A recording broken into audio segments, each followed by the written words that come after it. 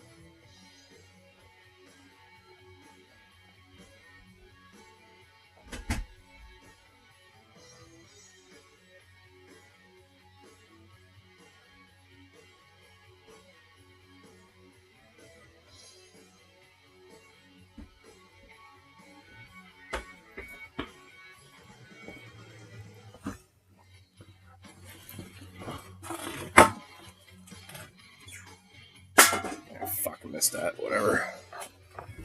Yeah, whatevs. Missed it. Big whoop.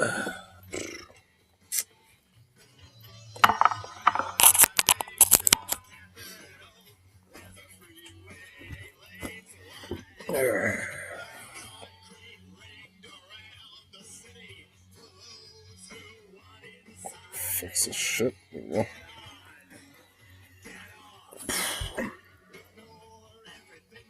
See what this fucking hood. There we go.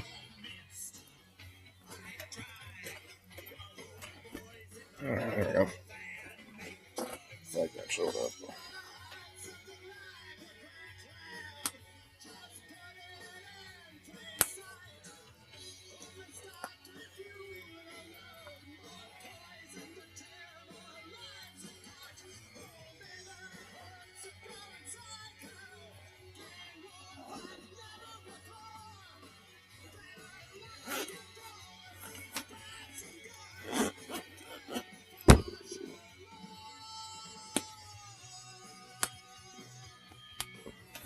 There we go.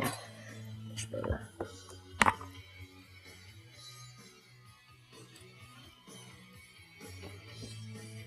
Well, this is absurd. What's going on here?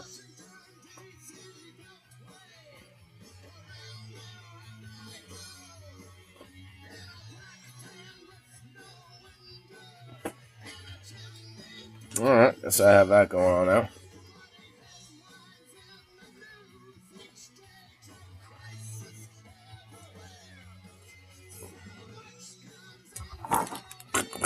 Alright. Let's get a bowl and all that fun shit loaded up. Let's see. Let's do this shit first real quick. And hopefully Streamline doesn't fuck up while we have our fun tonight. But we'll see, I guess.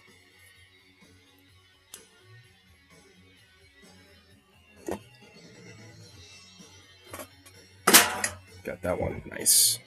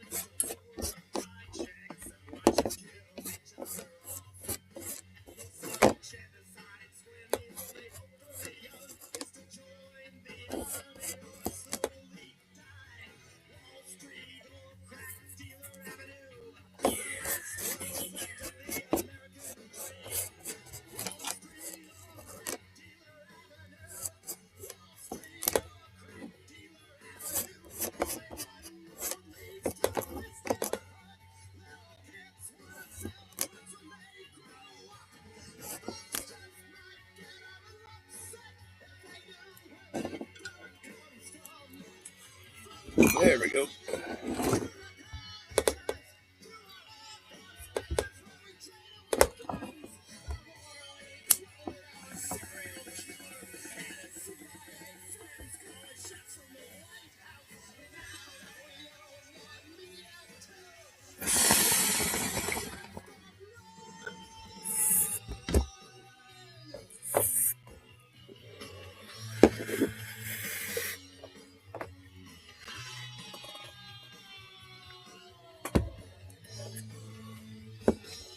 That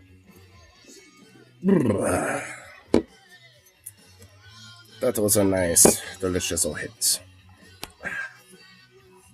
Refreshing like iced tea. Like a nice glass of lemonade on a hot summer day. Amazing.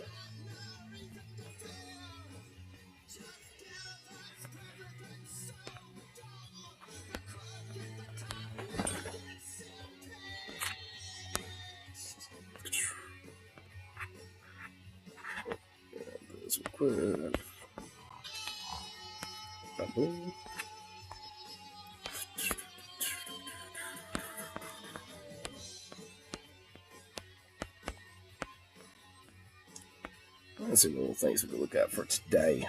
What type of little things are going on for the internets? What little interweb situations been going down?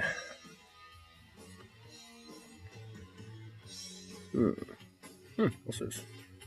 This guy's dangerously creepy. Oh, that's another Charlie video. Why does she get like so invested into these like weird creeps that like make these weird freaky messages to chicks? I personally couldn't like go into such like detail or whatever the fuck, you know, like he does. I kind of commend Charlie for that, you know, for being able to go for that shit. Where is it? Oh, there it is. Look at this. But I kind of commend Charlie for being able to go for that shit, because good fucking lord, man. I certainly want to be able to. This is like fucking just all shake. Holy fuck.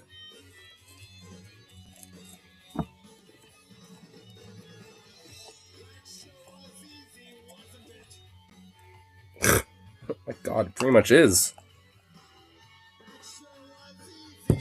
Oh my god, this thing is full of keef in here. Oh my, look at all that. Here, let's just do this. Dude, all that keef though. Holy shit. Oh my god. Alright, we're just gonna put that all in that weed.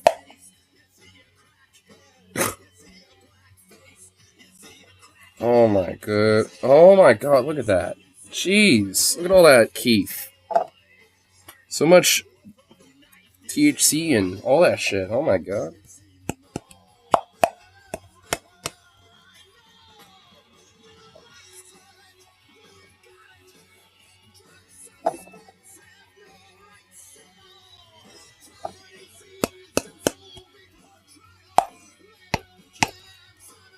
My lord. So much keef in that, Jesus.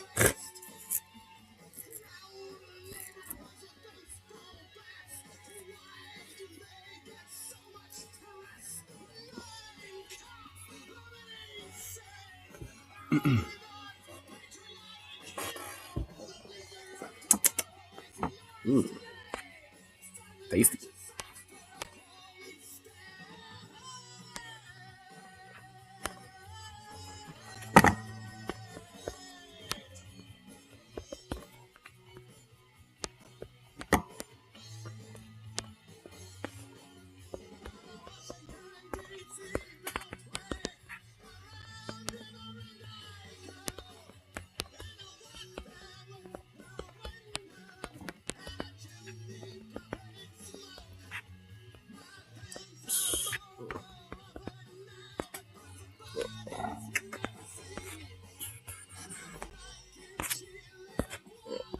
So I got some messages on Telegram from Buddy.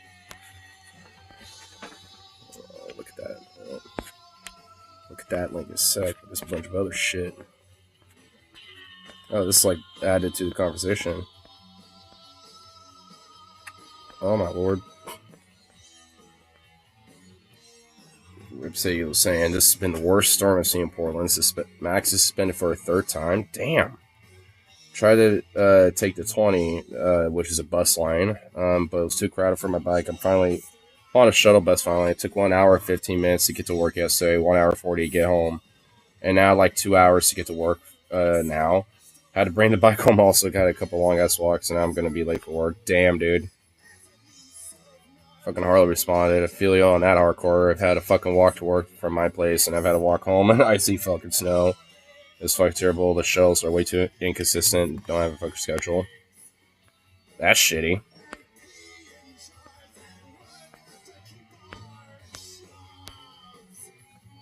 Yeah, I guess my, just a bunch of other random shit.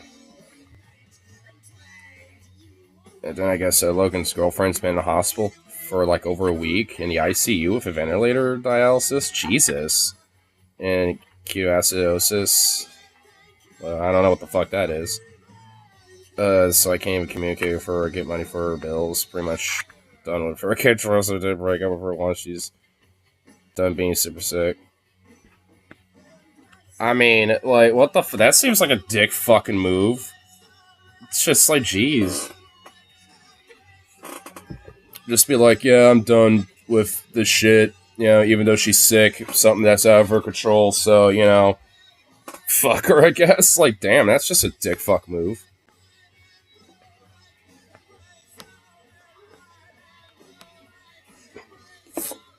Oh my god, Rip City was even responding later. The bus driver doesn't even have any idea where they're going. They're going around circles around Goose Hollow, and now we're taking jank-ass hills around the zoo for some reason, despite the area being technically closed. What? At least there's a reason for the icy hills. They're rescuing a fuck ton of people who are stuck there. Jesus. What's the damage just from trees taking out power to try and manage as device 2 times because power? Didn't realize how slow the max shuttle is. Should have taken the 20/48 to at least have actual route. Only been beefed in after 3 hours. Jesus Christ. The shell busts are fucking shit. Sorry, God, I'm gonna buy it. Because sorry, 2 tweakers. It's the third time I had one threaten me with a knife for no fucking reason. Jesus. Harley, don't get arrested over a fucking tweaker. I mean, Jesus Christ. Just walking down the fucking bike trail, mind my own business, going to work, and this is like the third time someone's threatened me with a goddamn knife for no reason other than I'm walking down trail, acting like that fucker owned the bike trail when it owns fucking public parties, such as shit. Man, Harley should probably just have at least his own piece or bear spray or something. Because what the fuck? That's some bullshit. Oh man, Ripsy's getting dealt with Trimus security? What? Trimus security fucking dicks yelling me to leave when I was trying to figure out which direction which direction is Cornell. Dude, like, is this weather making people crazy or something? Like, is this weather making people in Portland fucking psychotic or some shit? Like, what the fuck? Like, why would Trimus security be yelling at Rip City out of all people? Like, what the fuck would he ever do? He doesn't do anything wrong. Like, if anything, like, the dude is, like, the most, like, non-escalatory, non-aggressive dude ever. I mean, I don't, like, what? Man, dude, what, like, steroid-ridden fucking Joe Rogan wannabe LARPy fucking fuck, you know, it's just like, you know, wanting to have a cactus up his ass over this shit. I mean, just asking for fucking directions, too. I mean, it's just like, good lord. Fucking pricks, dude. Wannabe cops, you gotta fucking love them. They're even more insecure and fucking pathetic than real cops. Because they're the cops that couldn't make the cut.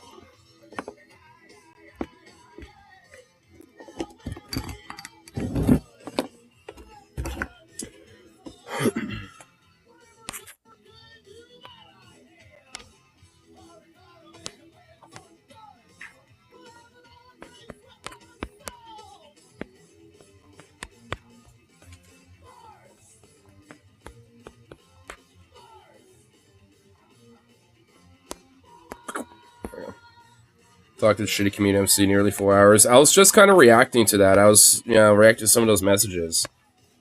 Harley fucking getting it, you know, threatened by tweakers. You know, you getting yelled at by Trimus security. Dude, what the fuck was with Trimus security? You were just asking for directions, right? Why were they yelling at you? Like, get the fuck out of here, you piece of shit!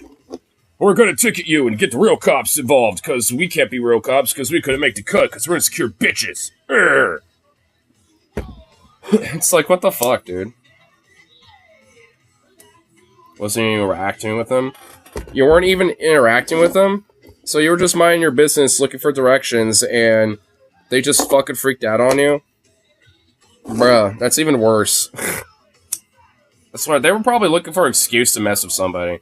But I don't know, like, this weather is just making people fucking whack, dude. It's making people stir crazy.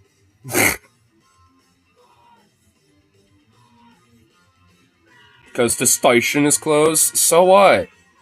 Yeah, the station is closed. That doesn't mean you can't just hang out there for a second, just, to look up something.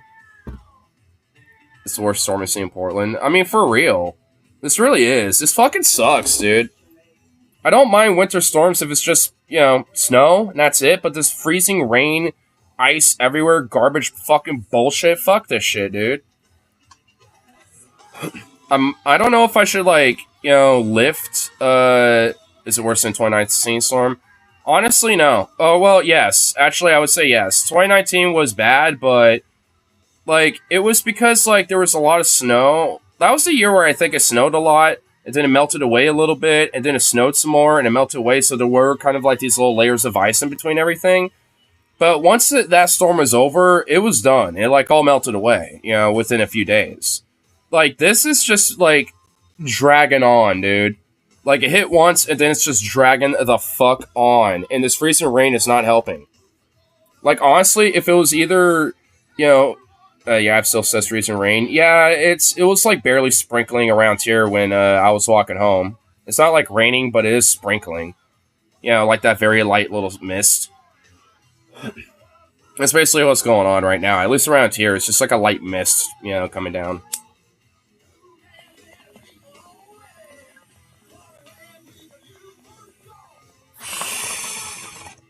Frankly, it wouldn't be so bad if,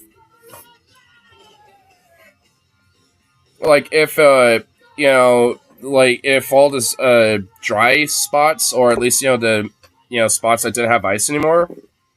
Because on my way to work today, when it was still sunny, it wasn't even that bad. So it was actually okay. Because I was able to find spots that were kind of that weren't iced up anymore, but still kind of wet.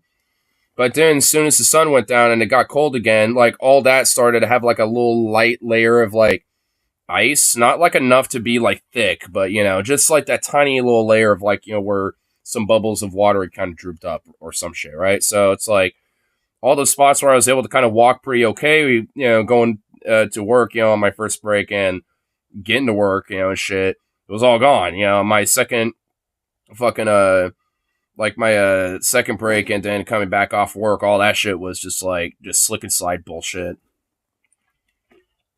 I haven't fallen. I've only fallen once so far in this ice, so I'm actually kind of proud of that. At least I don't have a strategy. I'm definitely taking 20-48. The 40 actually decent today after I walked to it.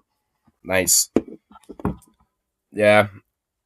I hope Harley's, stays safe, because it seems like, dude, he needs to just, get the fuck out of the situation that he's in, legit. Not his living status, just, his job situation, because his commute is just, what the fuck? I mean, he's getting, threatened by, some random homeless dude just because he's walking down the street. Dude, honestly, if that were to happen, I would be like, alright, getting some bear mason, having a knife on my person, and, next time they threaten me, I'm just macing their ass, and if they still want to come at me, that knife coming out. So it's just I mean, that would be my premise of that one, because, what the fuck? I mean, it's that's just some bullshit. Over what? Just going to work? Doing nothing? Because I know Harley, he minds his business usually these days. He's not the dude who, even when he was kind of a rebellious, kind of rebel dude, he wasn't really that, he wasn't, a dude who would, go out of his way to fuck with people. He'll steal shit or whatever the fuck and stuff like that. But he wouldn't, be like, hey, I want to fuck with you now. Should find a better gas station, though. Oh, definitely. He definitely needs to find, somewhere that isn't where he's at. I mean, fuck. I mean, it's he could probably do warehousing at New Seasons when it opens up. Because, I mean, I'm trying to get a bunch of people at that store once it opens up in March.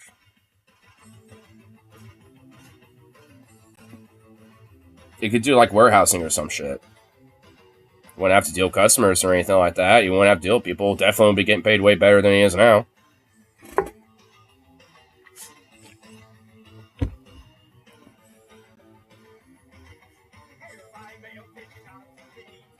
I mean, I guess it would be a little bit more of a commute, but I mean, honestly, I think at least it'd probably be worth it because I would kind of have like a little commute. Like if I start working there, I'll definitely start riding my bike way more often. Honestly, just because it'll be quicker to get to work and all that shit. So, I mean, it's one of those things where like I'll definitely adapt some of my own behavior and stuff, which also means Zukov's gonna have to like stay home way longer by himself, but he's gonna have to deal with that. Which that means I'm going to have to make sure he goes outside before I leave for work, too, and all that shit. Because I don't want to have to deal with him pooing, like, by the door or something like that. Because he will do that if, he isn't let out. At least he does it, like, somewhere it's easy to clean up. I mean, at least he has the courtesy to do that. But, I mean, it's not fun when that happens. Because I walk in, I'm like, something smells off, and I just, like, start looking around. And then I notice it, I'm like, well, shit. Kind of literally. And what's weird is that he won't go outside with my dad. Like, my dad will try to let him out, and he just, like, stares at him. So, I don't get that. I don't understand this dog. He's kind of peculiar. The most fucked up thing is why I did try and the Max Shuttle bus at a station that didn't even have bus connections.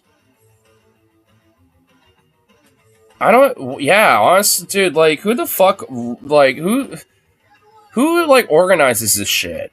Like when it comes to TriMet, like who like deals with the logistics behind all this? Because whatever board team or whoever whoever they are, whoever like they are in a sense of multiple or individual, I don't give a fuck. Fire all of them and like have people that that actually know what the fuck public transit is, and how to like operate it and shit. Sunset or Beaverton Town Center. They have a lot of buses. Yeah, the Beaverton Town Center makes perfect fucking sense. Sunset does too, but the Town Center over Beaverton, that certainly makes sense. I don't know which one goes out farther, but either way, I mean, at least there's fucking different bus lines you can connect to and do all that shit. It's wow. Why is like Portland in a Greater Portland Metro, why do people just not know how to behave or, like, operate or, like, do anything when, like, ice and snow hit? I mean, like, Tyler's weird comment that I saw where, it's just like, he's not wrong. Chicago, pretty much all of the Midwest, fucking, like, Scandinavia, Iceland, Greenland, like, they're all laughing at us right now. No one was, this last-minute suspension for the Blue Line. The driver didn't even know the route was sent to rescue a bunch of people who were stranded at Washington Park. So the bus driver didn't even know until last second. So that explains why, and at least initially when I was reading that shit earlier, why the bus driver didn't seem like he knew what he was doing. Because even, he kind of didn't. He was like, oh, wait, my plan has now changed. Now I'm rescuing people. Okay, I guess I'm on a rescue mission now. Well, where the fuck do I... Washington Park, okay. Better find my way there. Jesus Christ, man.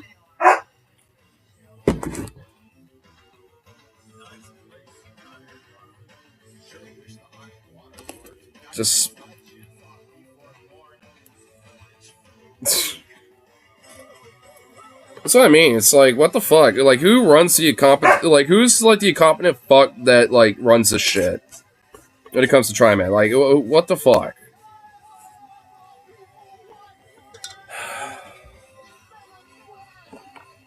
Apparently, driver is supposed to be on the red line, but was sent to West Side at the last minute, despite not being familiar with Beaverton at all. He had to keep stopping to look up to direct.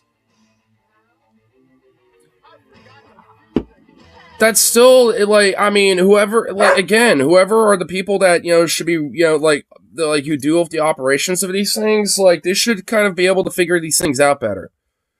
Like if that just seems like a very bad communication logistic issue on TriMet's part, because like even some of their drivers are not aware about what the fuck they're really supposed to be doing. Like they're finding out what they were actually supposed to do last second, and then it gets switched up anyway that last second despite that. So now they have to go somewhere where they're not even familiar. Like, dude, bro, I hope they get like some hazard pay that is good as fuck or some shit, dude. What is your deal, dude? Bruh. Do you want? I guess you just want outside. I don't know why you want to be out there right now. You had an opportunity before I started my stream. I had the door open for you to go outside, and now you want to go outside? Fuck you, dude. Go, come on, get out there. Fucking piece of shit. Get out there, get back inside, and close that door.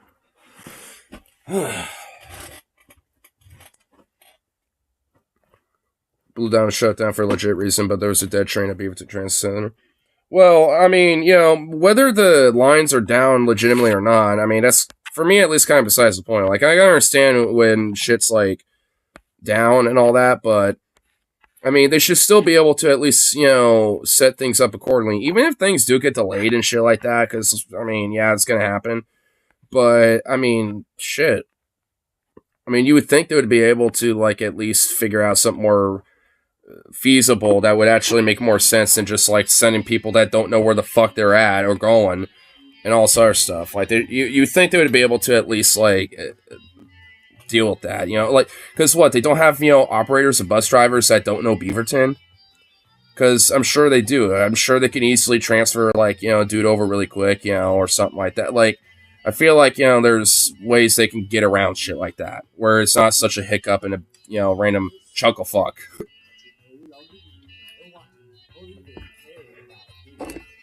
Like, instead of having a dude that doesn't know where they're going, they're having to, like, stop and look up directions, basically. It's like having someone who knows the area. You know, have them just wait for somebody. You know, just be like, all right, we'll send, you know, another operator who knows the area, then we'll have you transfer to the line that you're initially supposed to do. Uber for the win.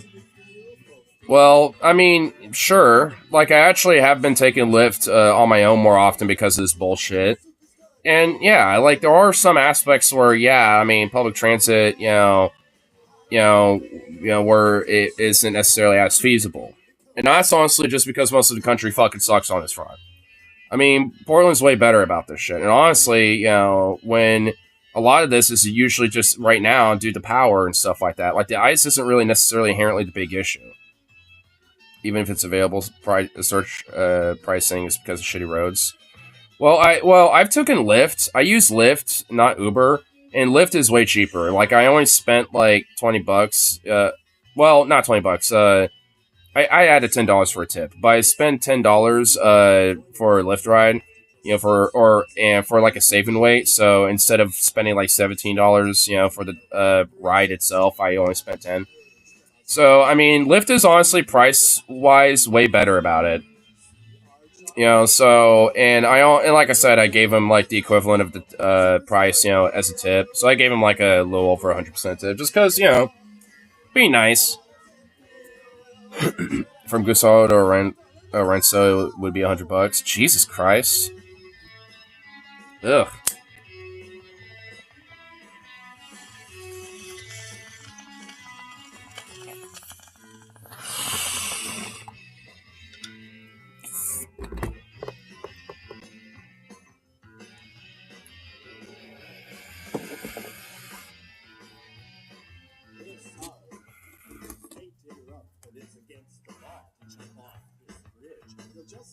Get away for a moment to pass up before I go smoke.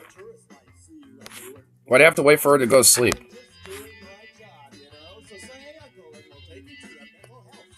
25-minute drive under normal conditions. Probably close to double that right now. Drivers don't work for free and Uber wants to exploit the situation. Well, yeah, obviously.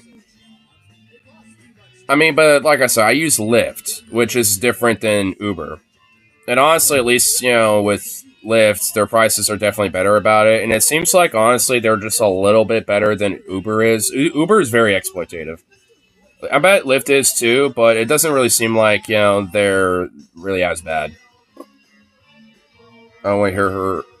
I don't want to hear a comment about me smoking. Who cares? Lyft keeps declining your card for no reason. That's weird. She makes borderline terrible jokes about it. Like what? Like what type of jokes?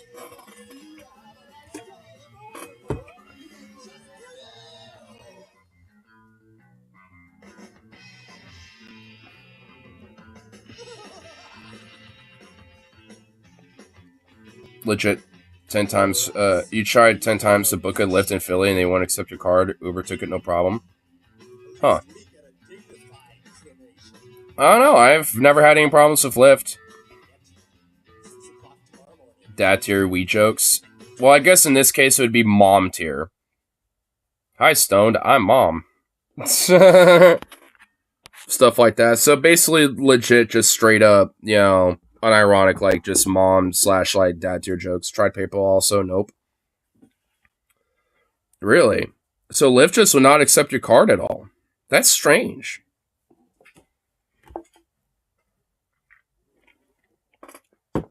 I hear my dog back. So I'm closing that door. Hey, little butt. Big old booty, Julie. Big old deuce in the ice. Big old booty. Little booty. Little booty boy. He's so cute. Here. Oh, who's that sweet little booty? Yes, you sweet little boy. Oh, yeah, she just loved his little head screeches. Just so cute. I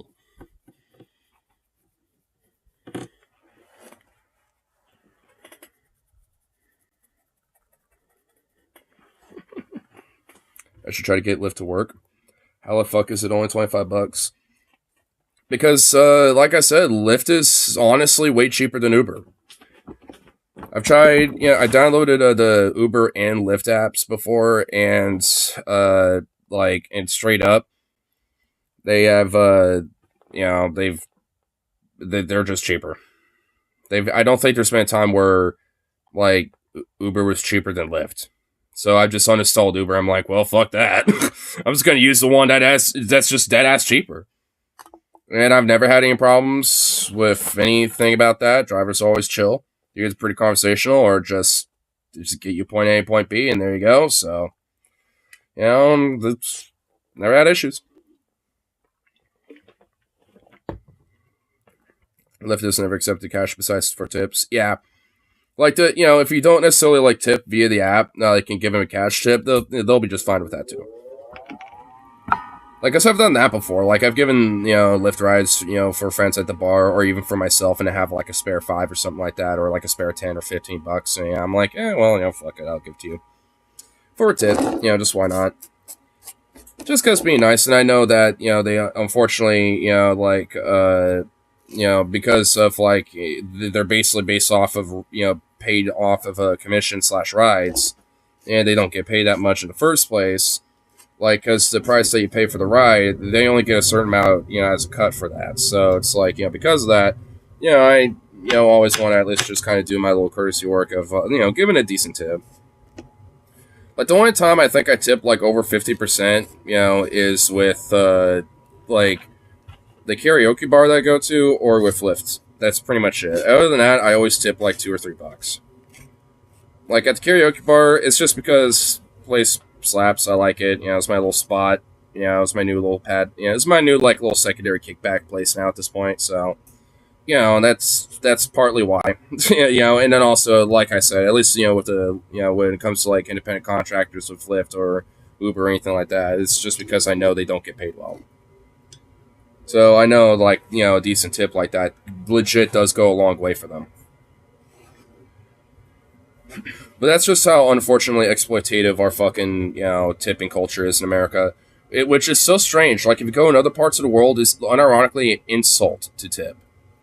Like, it's unironically insulting to tip somebody if, in different places around the world. Do you think the Norwegian place will be open Saturday? Duffy's might be a backup plan. The Norwegian place? That, like, food spot? I don't know. I'm working this Saturday, but next Saturday I'll have my Saturday off. This Saturday I'm working, though.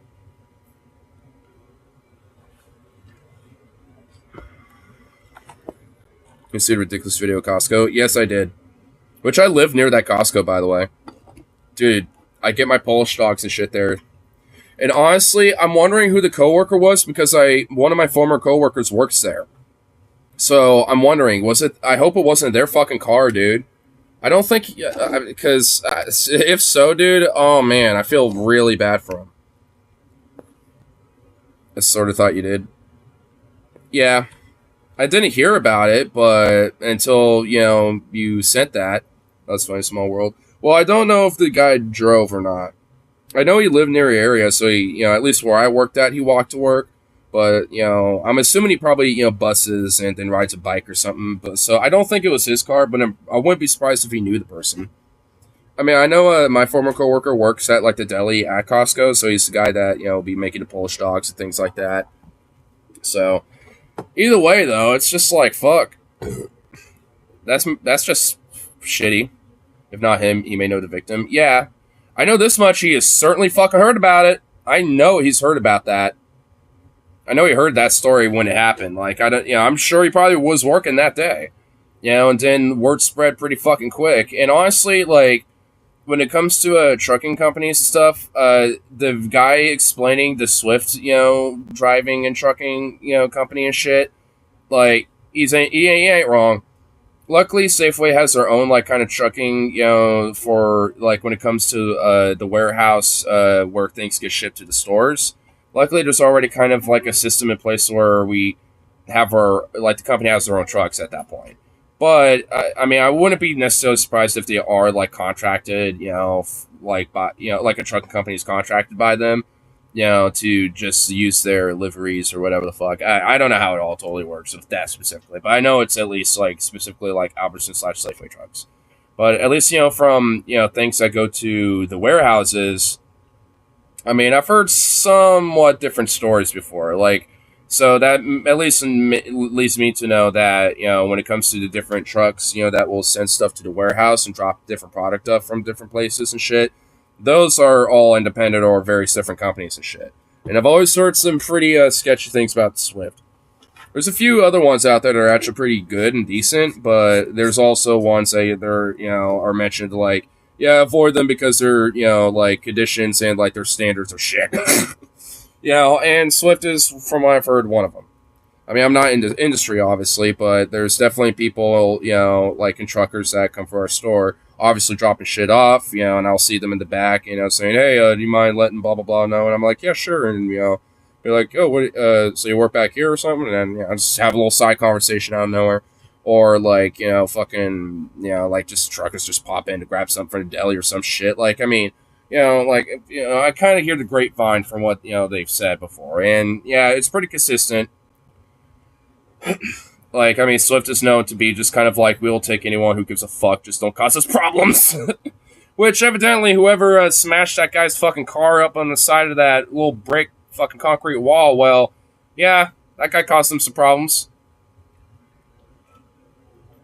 Probably getting fired. And I wouldn't be surprised if that guy sues Swift, to get a settlement to, at minimal, to make sure his car gets replaced. And anything else that might have been damaged within it. There is some money going in that boy's pocket. And you know what? Fucking deserves every penny of it. So, fucking get at him, buddy. Get Jacob Rosenthal on the fucking phone. Get the best lawyer in the world to fucking get in that shit, dude. Jacob Rosenthal, dude. You know what? Saul Goodman, bro. If you can't get Jacob Rosenthal, get Saul Goodman. He'll certainly fucking win your case. Like, Saul Goodman never loses.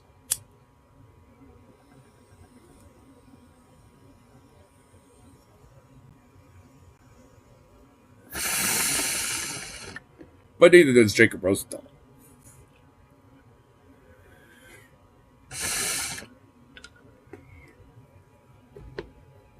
To be honest, I actually really don't know who that is. I just say that as a meme just because the guys on DFF, whenever they say they're going to sue each other, they always refer that, oh yeah, I got Jacob Rosenthal on the line. Because I guess he's like the top lawyer like in the US or some shit, like for being like the best in his like craft or whatever the fuck. So I don't know. I don't know anything about the dude, but I'm playing around with the meme. That's all you need to know. He's a like excellent lawyer. That's all. That's pretty much it. Just a really good lawyer. I wanted to kind of do a little warm up with a little moist critical. A little moist critical. Saul Streamlabs. Okay, cool. I think Saul's from Breaking Bad and from Better Call Saul. Yes. Back to Weirdos in the Wild. While joke up. While Jacob Rosenthal is a real person. Best way to start your morning is with a big frown on your face, so get ready to wear that with pride. Well, this is my evening, so I mean, how about that? Checkmate, lib. Got some really interesting specimen here today, so let's go ahead and take a peek at our first one. Our first journey begins with a cold call here like a telemarketer. This guy reaches out saying, "Hey, remember me?" And get used to seeing me spelled that way, because he only speaks about himself as if he's talking through the we, me channel from back. Am I? So is this guy dyslexic or something? Like, unless he's purposely spelling it that way, I'm going to assume that maybe the person's dyslexic. Day. Because, like, I mean, even people that purposely will spell you, like, with the letter U and things like that, they'll still correctly spell me. Like, I mean, when it's spelled like that, I think of, like, Meemaw, you know? Like your Aunt Meemaw or some shit that makes, like, the most fire fucking cookies or something. You know what I mean? Like, that's what I'm thinking. I'm thinking of like Meemaw, you know, Grandma Nanny, you know, that you love to go on the weekends as an 8-year-old because she made the most fire fucking cookies and basically will let you do whatever you want and watch, you know, scary movies at night and stuff like that. You know, like the cool grandma, you know? She responds by saying, "Hey, I think so," from blank, which is middle school.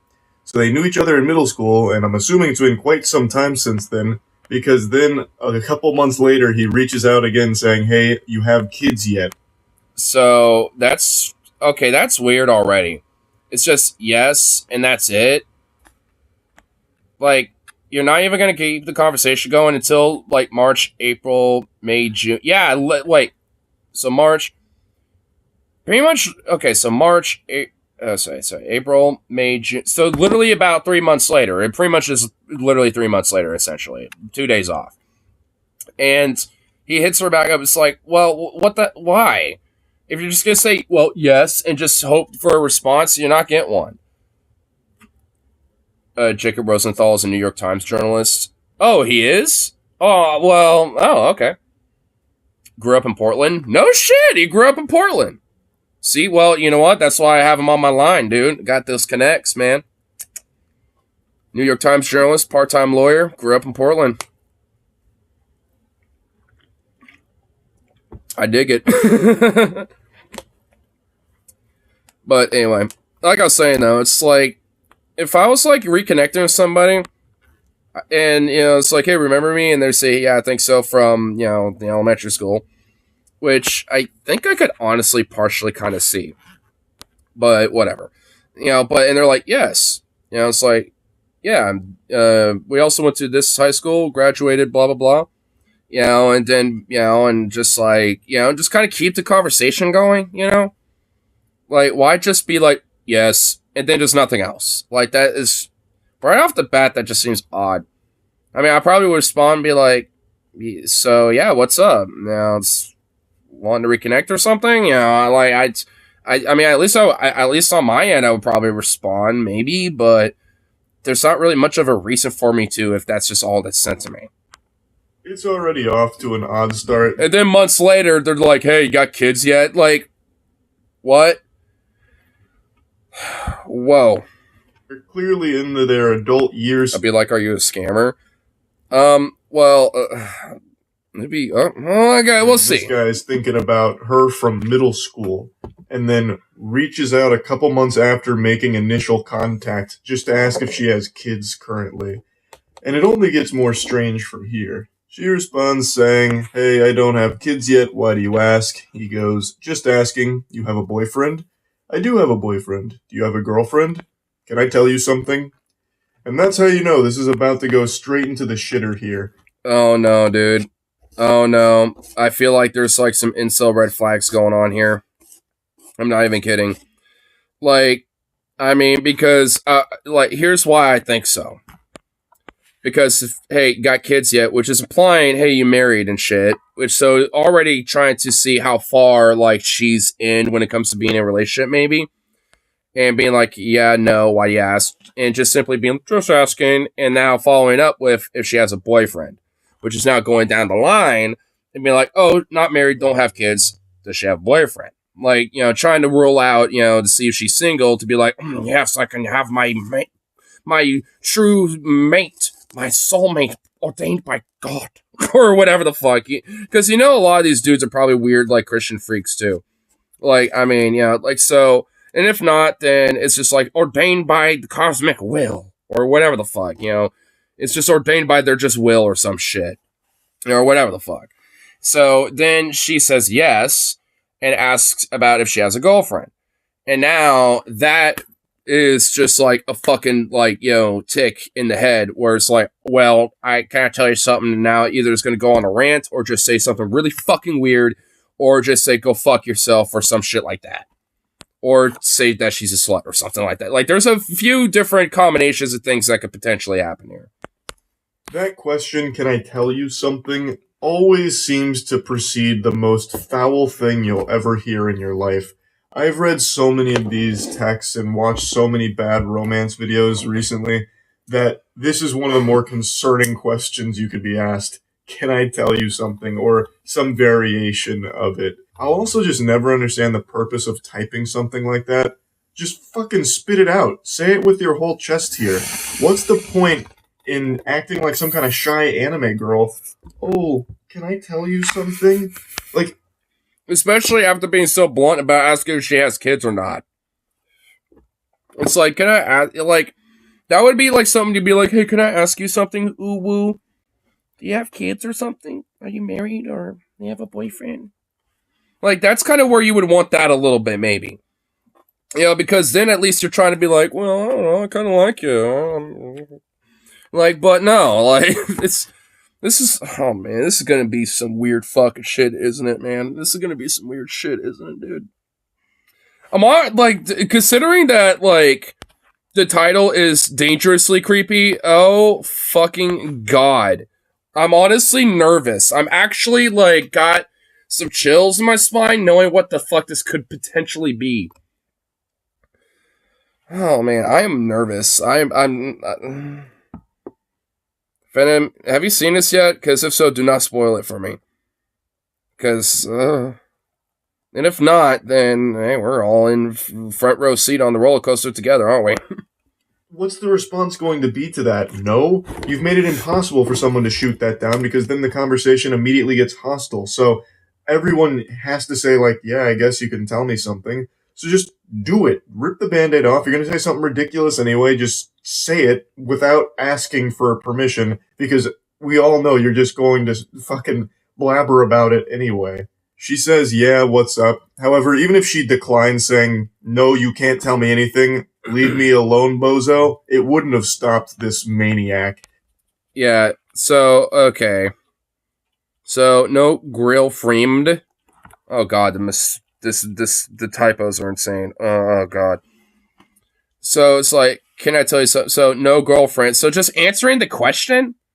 So you're just answering the previous question. When we was in middle school, I wanted to do this to you. And then she says, do what? Like when you were in a skirt, I wanted to make you mine. Hope you don't get mad. Huh? That's just what?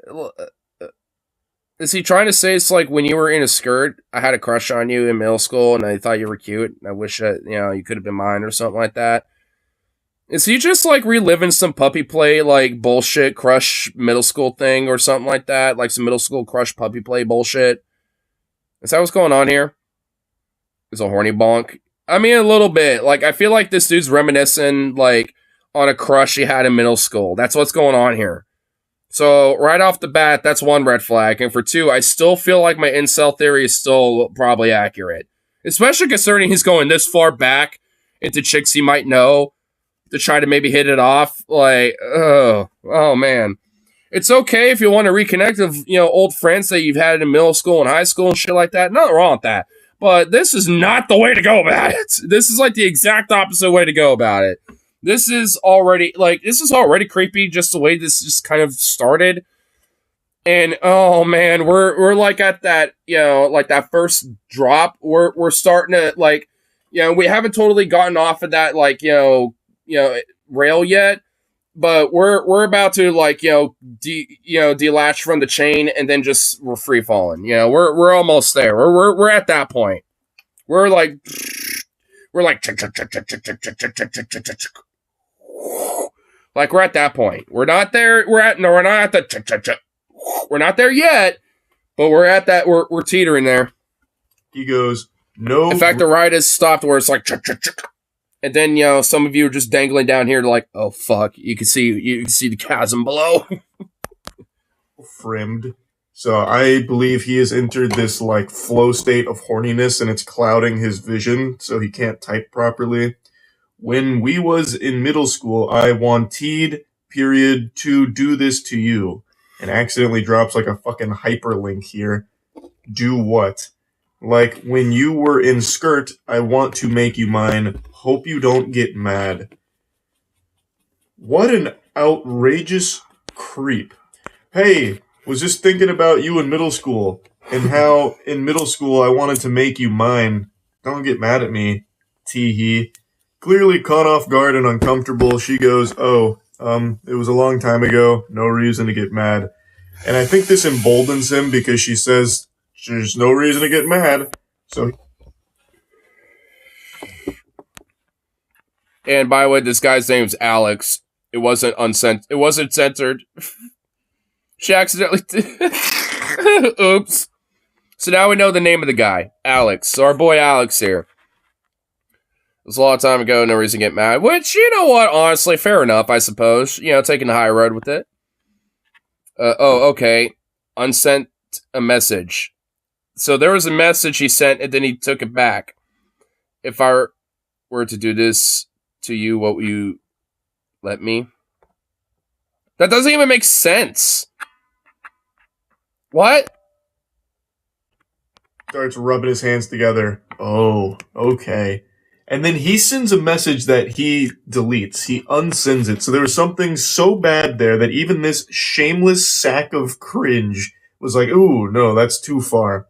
I'm using my mulligan. So he unsends it. But the original poster here, she... Don't ask a girl who isn't your girlfriend. I mean, no shit.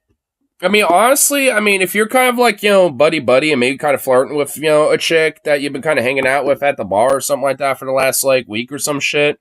Or maybe even that fucking night or something.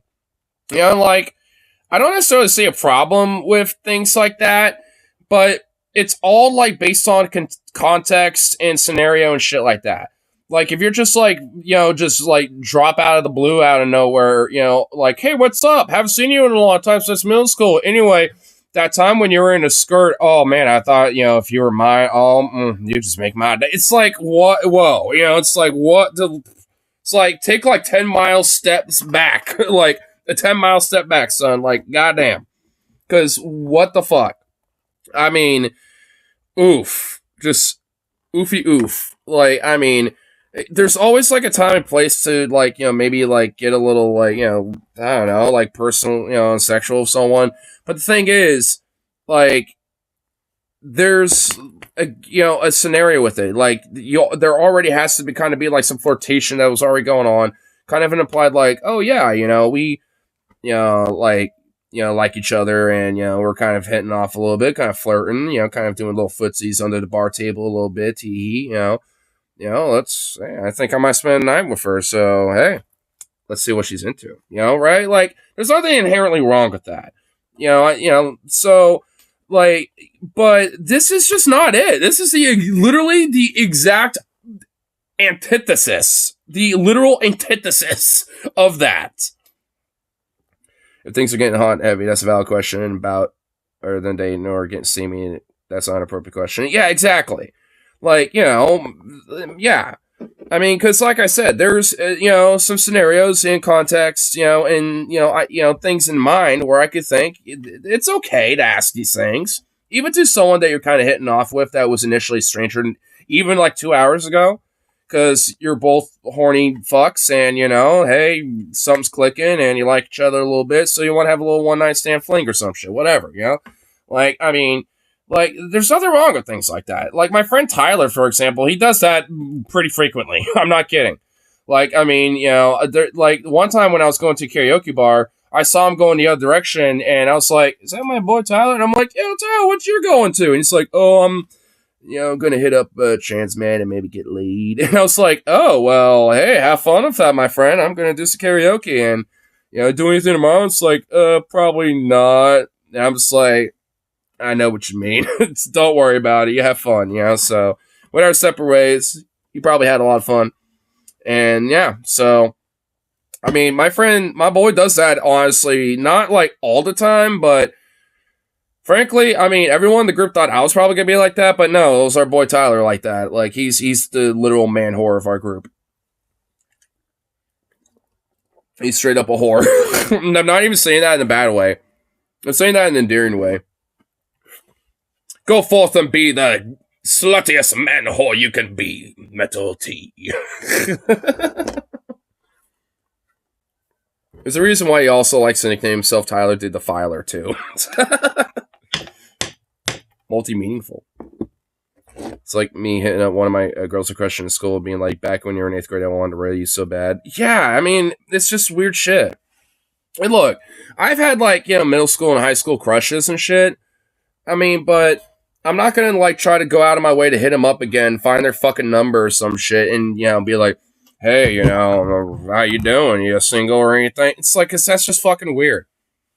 Like, I mean, it's just like, all it really takes is just basically being like, hey, what's up? It's been a long time no see. You still in town or anything like that? If so, hey, want to go grab a bite to eat or something? Hang out and reconnect? What you been doing? Yep. Like, shit like that. Like, because like I said, there's nothing wrong with that. There's something with, kind of reconnecting and rehitching things a little bit. Like, because that's always fine. But this shit, dude, oh man, and we're only partially almost a third of the way there. This gets fucking worse. How fucking worse does this get, dude? Apparently saw it and said that the message he unsent was saying that he wanted to pull down her panties and put his fingers inside of her. And what the he goes, if I were to do this to you, what, you let me? The way he talks is so frustrating. It's so broken and disjointed. It's like communicating with Dobby if Dobby was hitting whippets. Clearly she declined such a generous offer, saying, no, I have a boyfriend. I mean, back in middle school, I wasn't interested in dating or sexual activity when I was in middle school. I wanted you really bad. Oh, okay. Yeah, I mean, a lot of kids aren't usually into sexual activity and things like that in middle school. Like, you get some kids that, have a little puppy play date and, mess around and stuff. I mean, it's not like that doesn't happen, but most kids usually aren't doing that. I mean, they're getting sex ed, I guess, depending on what fucking state they live in. I mean, some states are fucking draconian, fucking backwards, goddamn handmaiden tale fucking shitholes. But, I mean, at least in states that makes sense. Kids, at least by the time they're 5th or 6th grade, usually get some sex ed. So it's like they at least, have a basic idea and understanding of these things. But, I mean, they're not really going to be outright interested in that shit yet. They're going to be going for puberty and stuff, during that time. But that's, usually a lot of that hormonal angst goes out in other forms. Frankly, bullying other kids and shit like that. It really honestly, expresses itself in other ways that tend to be arguably way more toxic. Back to kissing your female bestie at the time counts, right? Your first kiss? Yeah, I mean, if you kissed, whether it's practicing with your friend or whatever, I mean, honestly, the fact that you had a girl that was one of your best friends, middle school doing that, I think that kind of at least, might have been a sign she probably liked you a little bit because she was comfortable enough kissing you to practice. So, I mean, I don't know. I don't know what, how your friendship was with that, but I'm just saying it seemed like there was a spark there. Nah, she was a hoe. Oh, okay, well. So, well, either way, I'm just saying, it's like, I mean, it seemed like, she kind of liked you a little bit, and you know what, if she was a hoe, well, I guess she was a hoe. But you know what, there's nothing wrong with inherently being a hoe. I mean, there's some dirty hoes, but there's some clean, positive, endearing, confident, slay queen hoes out there. You know what, it's like, we gotta, like, normalize hoes, because that will, like, weed out the dirty hoes, you know what I'm saying? Because no one wants really dirty hoes, but, we want, like, the confident, strong hoe, like the one that, like, stands with pride, dude. Stands in pride with their positivity and, their sexual life and shit, and just like, yeah, that's right. I fuck a lot. What are you gonna do about it, bitch? It's like, we need to normalize that shit. The EO. See, I'm an endearing one when I, like, when I, say hoe and, like, hoe or slut and shit like that. Like, unless it's like, some, like, Lauren Bobbitt fucking bitch. Like, I mean, like, I say that in a way that is mocking them because they're a corporate fucking very hardcore, definitely repressed kinky fuck, and shit like that. But, it's only very selective. Not, like, no one's just, like, a whore, you know what I mean? Like, no one's just that. I mean, but there are people like that, but, no one's just, so bad where they just need to be called out for that, type of shit, you know what I'm saying? But, like, Bobo, MTG, basically any of the MAGA bitches, like, like, whether it's because, like, they like to give blowjobs in, musical theater plays, or, whatever the fuck, talk about globes all the time, or, like, peach tree dishes, or, like, Jewish space lasers, or whatever the fuck, like, they're hoes.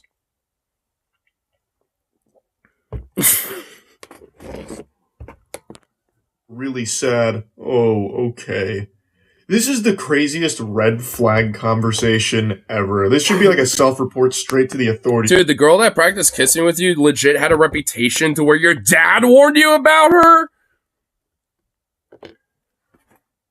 Dude, what? You gotta tell me about this. Like, you don't have to, like, lay all the details, because I'm sure there's, like, names and things. Like, I don't need you docs and things, but, like, one of these days when you get, like, your streaming set up again, like, dude, or just, like, maybe just a chat on Discord or something. Like, dude, I want to know about this. What the fuck?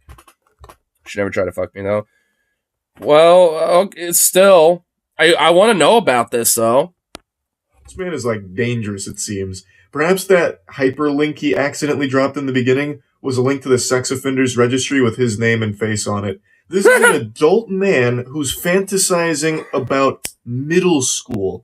He's not even saying, like, hey, I used to know you back then and had a crush on you. He is literally fantasizing about her in middle school and him wanting to finger her. That's concerning. And that's when all hell breaks loose. The map. Honestly, I wasn't even really thinking about that. But yeah, it is. It's not like he's reminiscing from back in the day when he was, like, that age.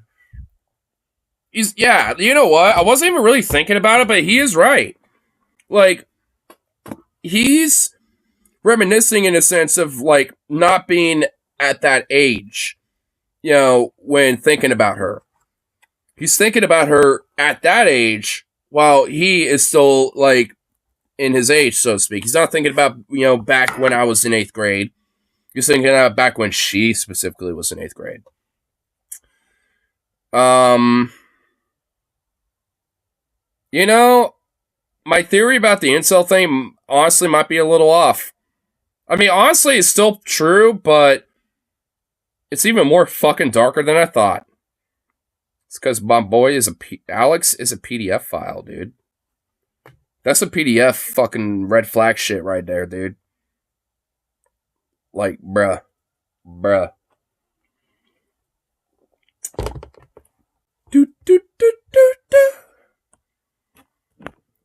Fully comes off, the dam breaks, and he unleashes the demon. She says, I'm a bit confused as to why you're telling me this now, because obviously anyone would be confused getting this shit out of the blue. It's really creepy. And then he goes, 'cause dear. Oh, it's already such an awful fucking story. Oh! No, my god, I didn't even really start reading that yet until he said that. Oh god. Dropping deer like this, it gives me the heebie-jeebies. In those days, I want to pull down your panties. Not even a little bit, dear. Or excuse me, not even a little bite, dear. You there, lol? Can I ask you a personal question? When you were in middle school, you there? He is so fixed.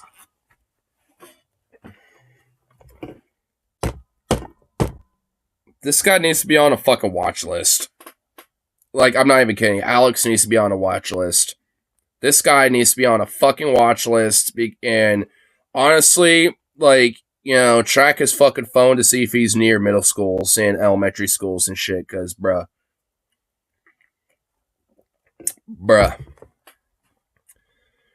Honestly, the more this drags on, the more the PDF red flags start waving, man. And they're about as bright as the fucking sun. Oh my god, this is worse than I thought. Dude, what, why am I, like, you know, clicking these videos thinking it's not, it can't, like, it's bad, but it can't be that bad, right? No, no. Like, that happened with, like, you know, the, you know, like, you know, white people TikTok video, you know, and shit that, you know, we looked at. I thought it was going to be, like, you know, some MAGA chuds or something. No, it was, like, some poverty tourism porn bullshit or whatever the fuck, you know, cleaning toilets or whatever, man. Like, it was even worse. It's like, what? Why am I having bad luck? Well, weirdly good luck, I guess, but strangely bad luck. Melancholy luck with this. Like, fuck. It's this whole, oh my god, man. This guy needs to be, honestly, not just on a watch list, but investigated by a fucking FBI, bro. In particular. That's the big thing for him here. And he keeps talking about pulling her panties down. It's so you know what? I got a theory, man. You know what? I bet this guy is honestly hanging out at his old middle school, checking out all the, you know, kids there. Because, like, why is he thinking about middle school so much if he's, you know, potentially just oogling and being like, oh, you know, there was that one girl back in the day. You know, maybe that chick right there. You're like, dude. Like, I honestly bet this guy is probably hanging out at, like, middle, you know, his old middle school, whatever the fuck, you know, trying to, you know, be predatory and stuff, and he's kind of thinking back at, you know, one of the chicks from, you know, like, you know, he knew back then, and, you know, reminisce, because maybe, like, there was some girl that, like, you know, looked like her or something. Dude, there has to be something to this. I think there's some deeper, freaky, disturbing shit behind this guy, dude. Like, it's not just as simple as, like, just thinking back, you know, in the past, you know, about her or whatever the fuck. There is some deeper underlying fucking creepy shit going on. Like, it's legit. And we're only about halfway through it. Like, what? Like, I mean, I feel like there's going to be a shoe that's going to drop or something, dude. You there? He keeps checking to make sure there's a pulse here, that she hasn't abandoned him and called the police or something. Can I tell you something that I want to do to you in middle school? Or you mad at me, Lou? Lol. If you didn't have a boyfriend, you let me do things to you? You there? Surprisingly, she was still there and hadn't blocked him yet. Surprisingly. No, because I'm not interested. I don't really know you at all. Which, fair enough, duh. Because this was supposed to be like a reconnecting, you know, not like a fucking predatory creep show. I know, lol. I asked. Also, it's a bit weird that you're talking about a 12, 13-year-old me and still being sexual about it. She's even pointing it out. There's some underlying fucking shit going on here, dude. I'm convinced there's like some, like, I mean, my conspiracy cap is going on right now and saying that there is like some underlying sinister fucking shit about this guy. I guarantee you this guy is probably like predatory at his old middle school and shit, just kind of hanging out, you know, like whether, you know, he's in a car parked across the street, you know, just like checking out during recess or whatever the fuck. He's got some fucking shit going on, dude. I guarantee you if you looked at his fucking phone, his fucking, you know, laptop or computer or whatever he's got, I guarantee you there's going to be some shit on there, dude. Some weird fuck shit, bro. Like, I mean, I don't know, man. I'm convinced there's like some underlying sinister shit going on with this guy. Alex, the so PDF, says, dude. No, I'm convinced. I'm not interested. I don't really know you at all. Somehow she was able to resist his charm. I can't believe Casanova's silver tongue here was powerless. If diuretical dog shit had charm against her. He says, I know, lol. Also, it's a bit weird that you're talking about a 12 to 13-year-old me and still being sexual about it. Exactly. It's so fucking weird. And then he just goes, hope you not mad at me for this things. And she says, please don't contact me again. The vibe I get from this guy is freaky. You know what? How much you want to bet he fucking continues to hit her up? I don't want to skip forward. I want to, let's keep playing. But how much you want to bet, dude? How much you want to bet if I were to scroll on that little bar right there, below that little video? How much you want to bet this keeps going? From Courage the Cowardly Dog. Just reading what he keeps saying to her is so unnerving because he's talking about a middle school version of her. He's trying out that sexual predator riz here, I guess, and it did not work at all. Or like child predator riz. I'm going to bless you with a little bonus one here. Let me show you. Wait, what? You how not to flirt with someone you're interested in romantically. So is this a different thing? Okay, so if it's just totally different, then I guess there isn't another shoe to the guy. He did say bonus. I'm assuming this is probably a totally different scenario. Honestly, I hope that guy never contacted her again, and frankly, I hope she reported him to the fucking FBI or police or something, because that guy has got some fucking vibes that are sinister and fucking disturbing, dude. Like, I had so much fucking goosebumps, just like fucking EBGBs, dude. Oh, man. So it seems like they were talking a little bit before these screenshots were taken. He says, you play video games? Like, other than Candy Crush and Pokemon? And she goes, yep, what gave it away? Cool. Not many chicks that are, like, into real games. This is just your classic flop from a Redditor gamer, bro. Yeah, I mean, you could have just been like, yeah, it's not often that I know, a girl that I like, that's a total gamer. You could have just said something like that. Be like, yeah, it's not often I run into a, girl who's like a full-on gamer. It's like, I mean, because, look, I play some phone games. Like, I have, like, with Doku and, like, Tetris and chess. Like, those are the free phone games that I have. Because I'm a nerd for Tetris. Chess is fun. And Sudoku is just, like, it's a fun little puzzle game. Whatever. So, like, I mean, it's like, I got my little, like, phone games and shit. I'm sure everyone does to an extent, because, like, if you're out and about, or you're on the bus or on the plane or something like that, you want something to at least kind of entertain yourself a little bit. So, an offline little phone game, that's whatever. Those are enjoyable to me. At least, for a short little burst of dopamine, I suppose. But, obviously on top of that, I'm a gamer. I like things like when it comes to at least, old school Battlefield, like when it came to like Battlefield 4, Battlefield 1, Battlefield 5 to a lesser extent, in my opinion.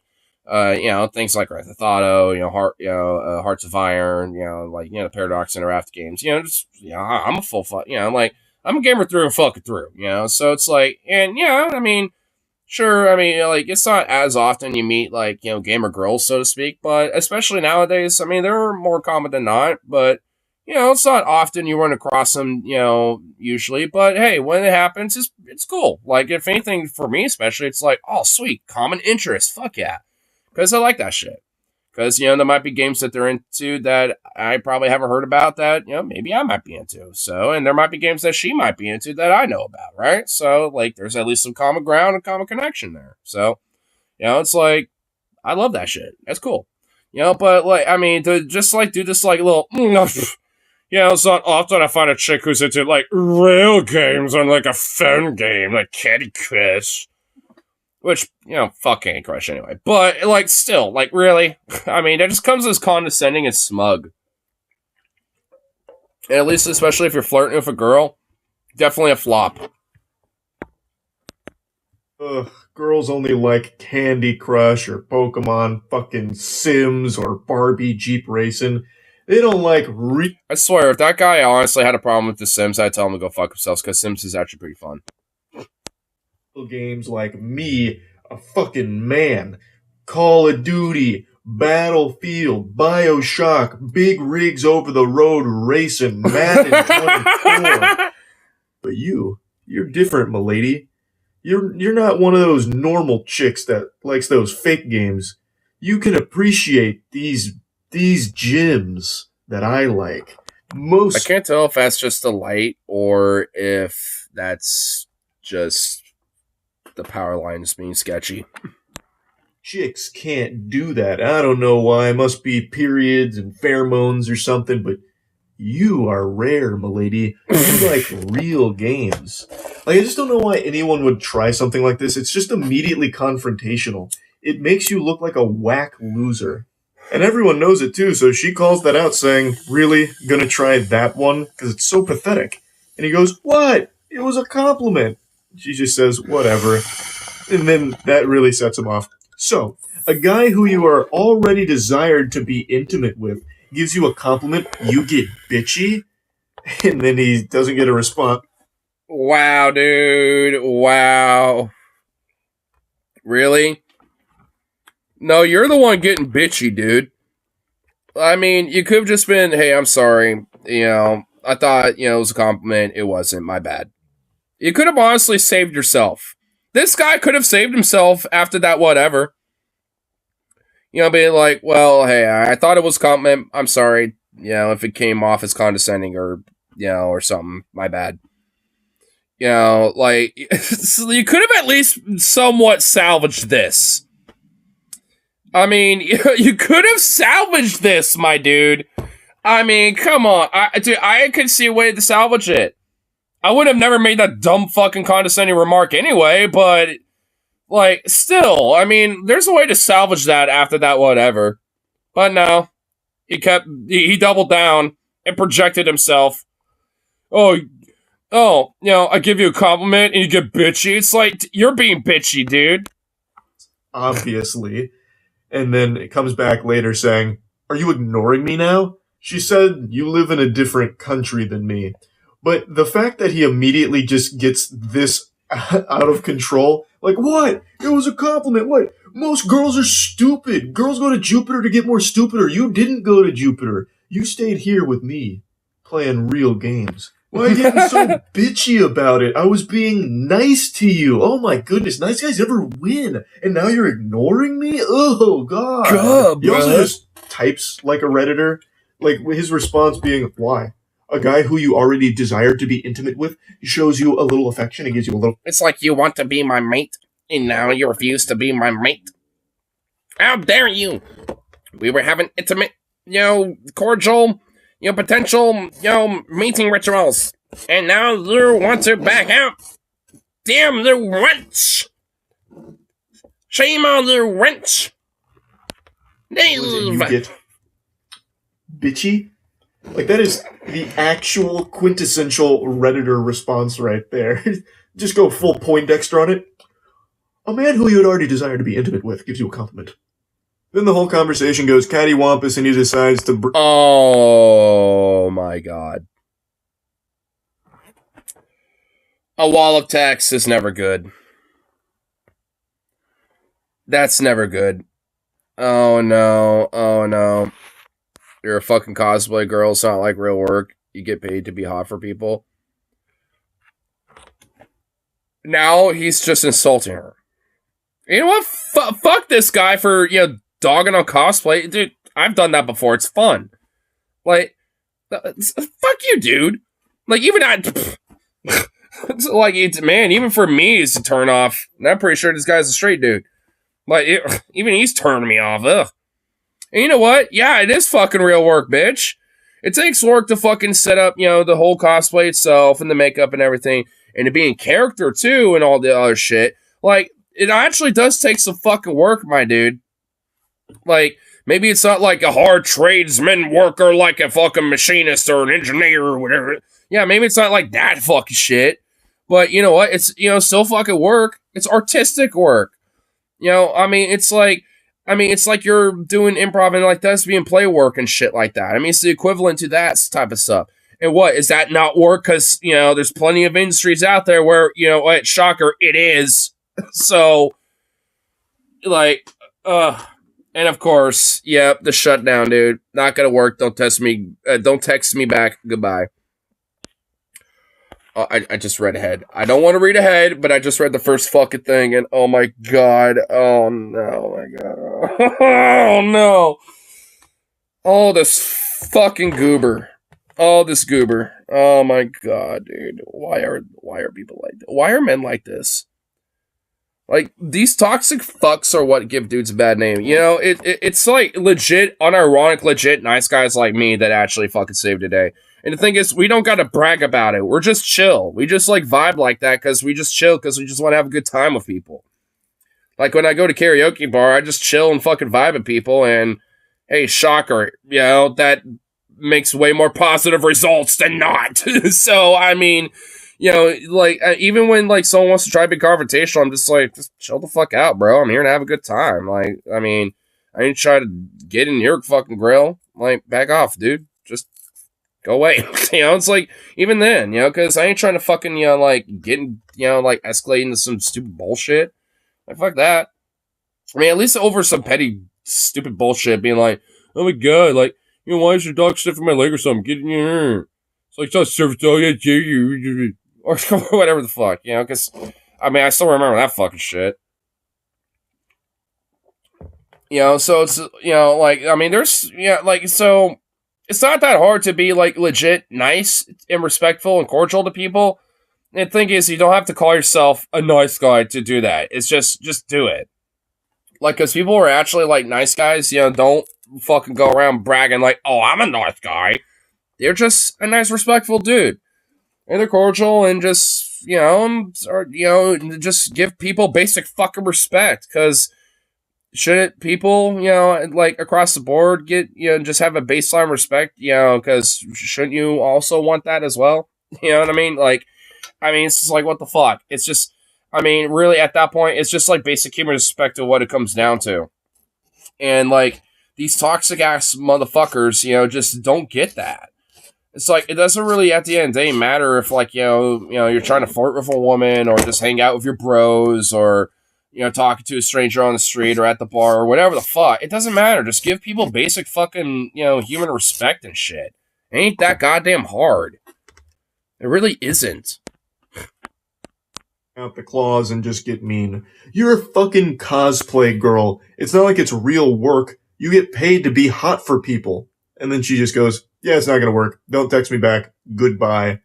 Totally reasonable response. This guy's just immediately shitting on her for nothing she did wrong. She's done nothing wrong at all. This guy's just a loose cannon.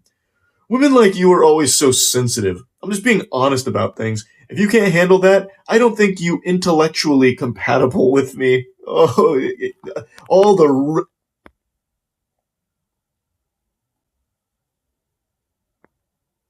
What? I don't think you're intellectually compatible with me.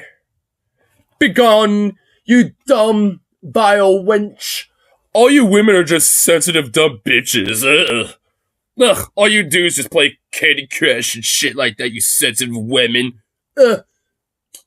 Women. Like, what a pompous fucking Redditor incel little fucking loser, dude. Like, oh my god. I mean, it's like, why are women so sensitive? Probably because you're a bitchy little twit. That's why.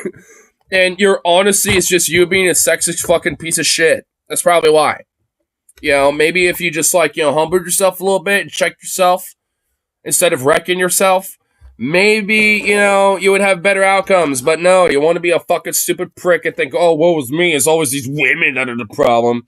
It's like, no, you're the fucking problem, you dumb, toxic fuck. And you wonder why, you know, like, you know, a lot of women tend to be, you know, turned off by the idea of men hitting them up and shit, especially at places like bars and stuff like that, or like, you know, at a restaurant or out in public or wherever the hell. Like, I wonder why. It's because of toxic motherfuckers like you. Like, quit being a fucking creep and just, like, you know, give them basic human respect. And, you know, shocker, maybe they'll warm up to you a lot more instead of being this fucking weird toxic twit. Check marks are being ticked right now. I'm very sorry that you feel like I was being mean or sexist or whatever, but I wasn't. I hope you learn to be less bitchy. Men don't like that in women. And you're already past your good years. And they say chivalry is dead. That's how you do it, gentlemen. That's how you be a major sexist pig. Like, wow. What denial on this fuck. I'm sorry that you feel like I was being mean or sexist or whatever, but I wasn't. You literally are. You already passed your good years, sexist as fuck. Like, I hope you learn to be less bitchy. Men don't like that at women. Sexist as fuck. Like, and just mean. No, I don't think you're intellectually compatible. Again, fuck it. Like, I mean, dude, like, what is he talking about? What? Excellent work here, and I have no doubt they're getting married soon. So he blames her for everything that went wrong. He seems to think she was being unreasonable and that he was just being honest, which is crazy. It's so sad how a conversation can go from seemingly normal to just being extremely combative because this guy is very insecure, I guess, about his video game taste or something. I have no idea. But he brings up video games in a hostile manner, saying like, oh, most girls don't play real games, but I guess you're not like most stupid girls. Like, I don't know why he can't see how no one would ever respond positively to that. And when she... And also, like, you know, playing a video game or not, like... I mean, it doesn't mean you're like smarter, you know, or dumber than somebody else. And it doesn't matter if it's like a phone game or like a console or a computer game. It doesn't really like. I mean, how's that relevant to one's intelligence? Respond positively to it. He immediately says that. I mean, I suppose some games could be like brain stimulating, like, you know, puzzle games and things like that. But I mean, I'm like. I don't know. Like, I don't really see how it's like completely irrelevant to like one's intelligence. Bitchy. Just the slightest sign of her not really feeling what you just said there, and he just gets aggressive, and then gets even more mean and rude and nasty, and then still probably walks away from this thinking it was her fault. It's craziness. So he'll probably stay alone for most of his life, but luckily he's... And, you know, considering how much of a toxic fuck that he is, probably a little deserved. So many great games to play by himself. So there's a silver lining there. At least he's a real gamer with those real games by his side. That's really about it. So yeah. Wow. Man, a double whammy. That first one was exceptionally fucking bad, but the second one, the bonus one, not as much, but that one was still pretty cringe too. Streamlabs, don't fail me now. Yeah, you didn't. But yeah, wow, that was something.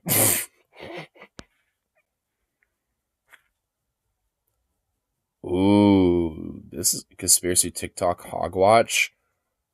Oh my god. Bruh. I'm not even kidding. I'm kind of like legit tempted to just like check that out right now.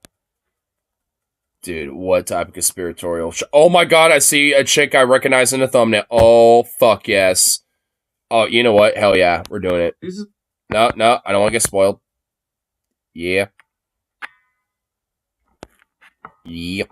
Wait. Oh, there's like little timestamps here. What timestamp? Oh, so first is Hogwatch and then it's conspiracy TikToks. Oh, okay. I just wanted conspiracy TikToks. That's all I want. Hogwatch could be for another day. I mean, we do plenty of Hogwatch here. Anyway, so.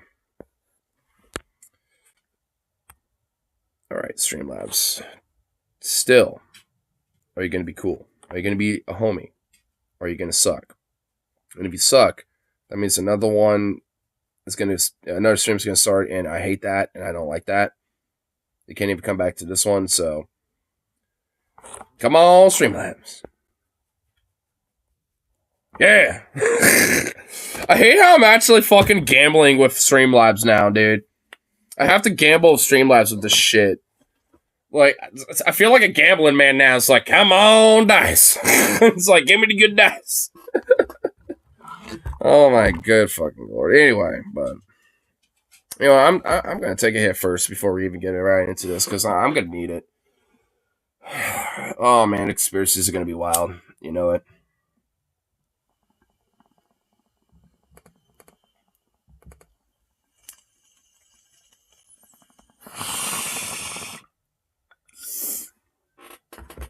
right, let's go.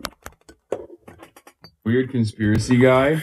I really want to touch on these alleged giant trees. You notice how weird? Okay, here's what I gotta say right off the jump. Where is the weird conspiracy music? They're using a different conspiracy music instead of the one that I'm accustomed to. I don't like that. I don't like when they don't got the cool conspiracy music. Messed Weird up. that looks right there on this alleged mountain. Those are hexagonal shapes, right? Those are hexagons. Mr. Project Frequency right here shows us trees create hexagonal cell walls. That's 6 sides, okay? 6 sides. Y'all remember that? Oh my fucking god. Are you kidding me? Are you actually fucking kidding me right now?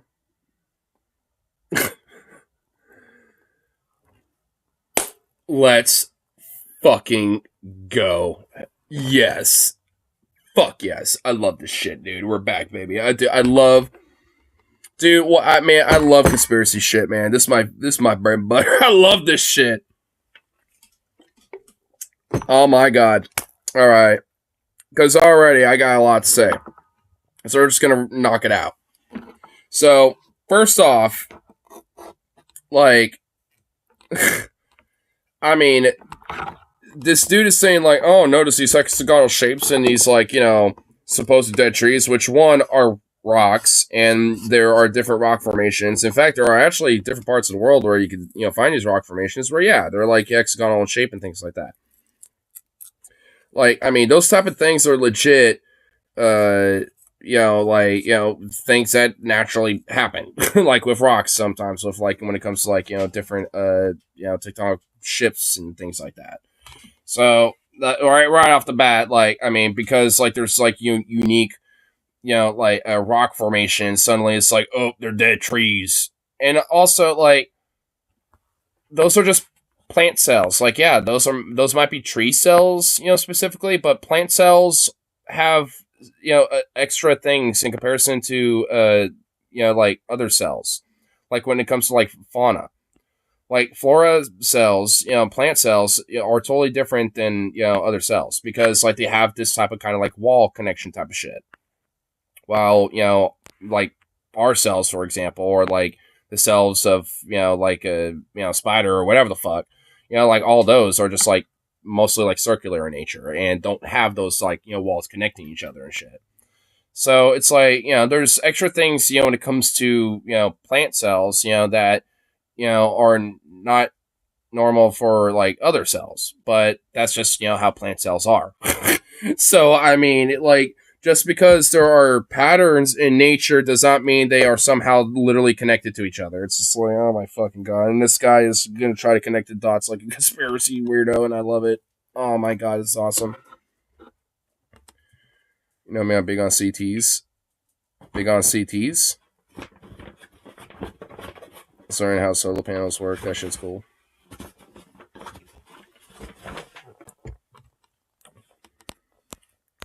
And that's Devil's Tower. Those are hexagons. And what do we solar have? Panels. Oh, solar panels. Well, solar panels are pretty cool, you know. Count them. 1, 2, 3, 4, 5, 6. Hexagon. What does that really look like to y'all? I mean, there's so many alleged... A mountain region that has cliffs, and the top of it's flat because of different, you know, formations of the earth over millions of fucking years. Like, I mean, obviously there's a lot more science, you know, behind it. Actually, there's a YouTuber that does YouTube shorts sometimes that debunks, like, conspiracy guys and weirdos and shit. And it's called, like, the Minutemen, or, like, or something like that. And the dude is, like, an archaeologist and shit like that, but on his side time, he likes making little videos like that. And, I mean, and he actually does explain why, you know, some, like, earth formations and things like that, you know, are the way they are when it comes to these things. And that's pretty much the main thing. Which, you know, like, it's pretty much Occam's razor shit. You've heard about the giants being spotted? Giants. Oh, the ones in, like, Brazil, dude, I guarantee you those are just, like, you know, some, like, random people, like, on the countryside just fucking with, you know, some of the people in that community or something. Like, because I doubt that, like, there's, Like if it's just, I mean, especially consider it's like a potato cam too. Like every time there's always something like that. It's always like a potato cam, like made from like a 1998, potato camera Mark 400. Stories. Okay, so a lot of the stories you hear are the trees were cut down to keep the giants from getting away from the flood.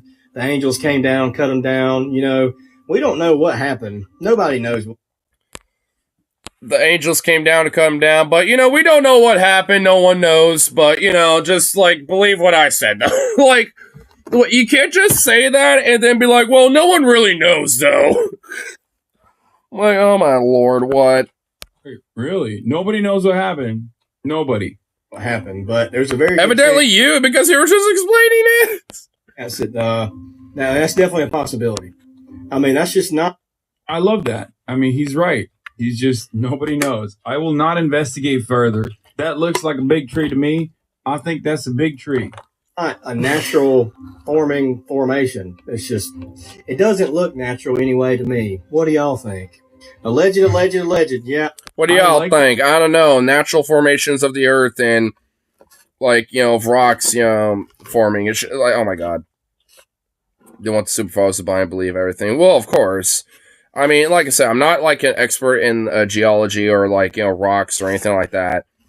But I know there is like an actual explanation as to why, they form the way they do. And there are like specific, conditions over millions and millions of fucking years that lead, to those rocks being the way they are. I mean, and also there's, I think it's in Scotland or Ireland. I know like somewhere in the British Isles, like there are places on the coast that pretty much have the same thing going on. And I think there's like other parts of the world that have similar shit. I think in Australia there might be like a beach that has these as well. I mean, it's a natural phenomenon. Like it's not like it's unique to Devil's Tower or what he's talking about. They're not unique to that. Like, I mean, it's a natural phenomena that can be studied and seen in different parts of the world. It's not everywhere, but like due to unique factors, over again millennias and shit, like it led to these specific rocks to be into these things, and those are just like different patterns of just like how life and just kind of time moves in a way, in a sense. I mean, at least when it comes to like rock formation and shit like that, because like sometimes similar conditions happen in different parts of the world where it leads to different formations of rock to be very similar to each other. And if anything, that's just more fascinating to me. There's not like, oh, but that means they must be like dead giant trees or something. Which actually, I mean, which is weird and stupid at the same time, because like there are like ancient old like historic trees that were way even taller even than redwoods back in like ancient early life, like in early life forms. Like, I mean, they weren't like trees in the sense of like plants or whatever, but they were fungi. But they would like tower like in immense fucking sizes and shit like that. The reason why they know, because they at least found like a couple of like remnants and fossils and at least evidence of these things being a thing. And it's like, and just to imagine like these big fungi of just like that, or you can even be even bigger than fucking redwoods, is just insane. I mean, they would, find them in different sizes and stuff, from what they found, but it's just like, I mean, and it's, and at least, dates back to like pretty much like one of the early eras of like Earth's life and shit. Which is pretty fucking crazy to think about. But it's like, those are technically like giant trees, because at that time, they were pretty much the trees of the time before plants were like really a thing. Ever get together, my old roomies? The old roomies? Wait, who is... wait, hold on. Obviously, I know you, but I just want to, confirm, or, just like, wait, who?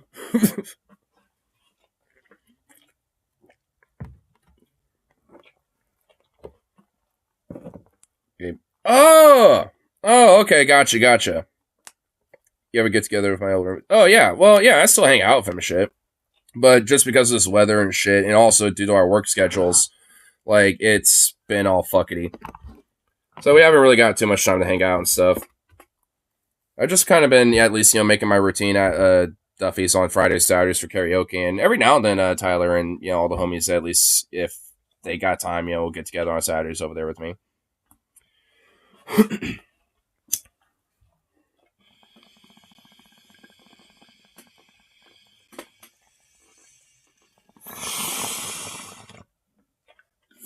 This weather, as I said, dude, this weather is fucking bunk. I like winter weather, but this is the exception. Fuck the shit. This freezing rain, ice garbage, fuck this. I like snow. Like, what we had starting off all this was okay, but as soon as it became freezing rain and all iced over, that was just like, fuck that, dude. That was just like a no-no to me. Just, ugh. This shit's ridiculous. This is bullshit, dude. I'm like a part of me was half tempted to call in today, and honestly, I'm still kind of half tempted. The only reason why is because I don't want to fuck over the coworkers that, I work with, because I actually like them. And that, I mean, I look close enough, so as long as it, like, I guess during the day, more if it thaws out, the better. Because whenever they thawed out, even when it's somewhat kind of iced over a little bit, like, it actually kind of got a little better. But, I mean, it's still pretty shitty. But hopefully tomorrow is at least a little better. I know Saturday is going to be the true great thaw. Like, that's when hopefully everything starts truly thawing off. So, hopefully, yay. That'd be great. Getting the con mobile. Is that honestly really any good? Because, like, something like that, it's like, oh, Lord, I don't know. I don't know about something like that, but, hey, if it's actually good, maybe I'll at least try it, I guess. I like that he drops the, what do y'all think, like Philip DeFranco style? But then also beyond that, he's not going to investigate it further. And then also he hits it with the alleged, like the government's coming after him for this level of, like, misinformation about the giant tree. The giant tree secret that he came up with. The government's going to come after him unless he says alleged. They're outside. They're outside. I know. I get tired of saying it too, man. But yeah, there we go. Yeah, he has to say it all the time. I need more from this guy. The secret's within. Please tell me I've heard this mystery flesh pit national park in Texas. This is what I'm talking about. See? He's got flesh pit? What? What in the fuck does that even mean? Oh no. I guarantee you it's probably like minerals and things in the rocks that make the water become a peculiar color. Like maybe there's like a particular salt content. Like, because there are different lakes and things like that that actually have different colored water and shit due to the where the water sits, because of like what it's, like what's under it and all that. Like, so I guarantee you it's probably some shit like that. Like a flesh pit, dude. Oh my god, bro, a flesh pit. Oh no. Oh man. Good conspiracy music now. Creepy smile, horror background music. That's what I'm talking about. That's what the hell I'm talking about, brother. None of that other bullshit. This is a gigantic, like, massive, living, breathing pit of flesh. I really highly doubt it. I'm sure there's, like, life in there and shit. And I'm sure animals have unfortunately fallen in and probably died, but, like, it's not like a literal flesh pit. It just, like, looks like really dirty, funky-looking water. I mean, like, that is probably contaminated with, like, 1,000 different minerals and shit. What? Government took his fucking TikTok down. What the Please hell? tell me I've heard this mystery flesh pit national park in Texas. This is a gigantic, like, massive, living, breathing pit of flesh. Literally living, breathing. It's like, what is it, a sarlacc pit? Like, what is he even trying to say, dude? And it basically mimics the human body. So look, they turned it into a national park, right? And they made it where people go in there and explore and all kinds. Mimicking the human body?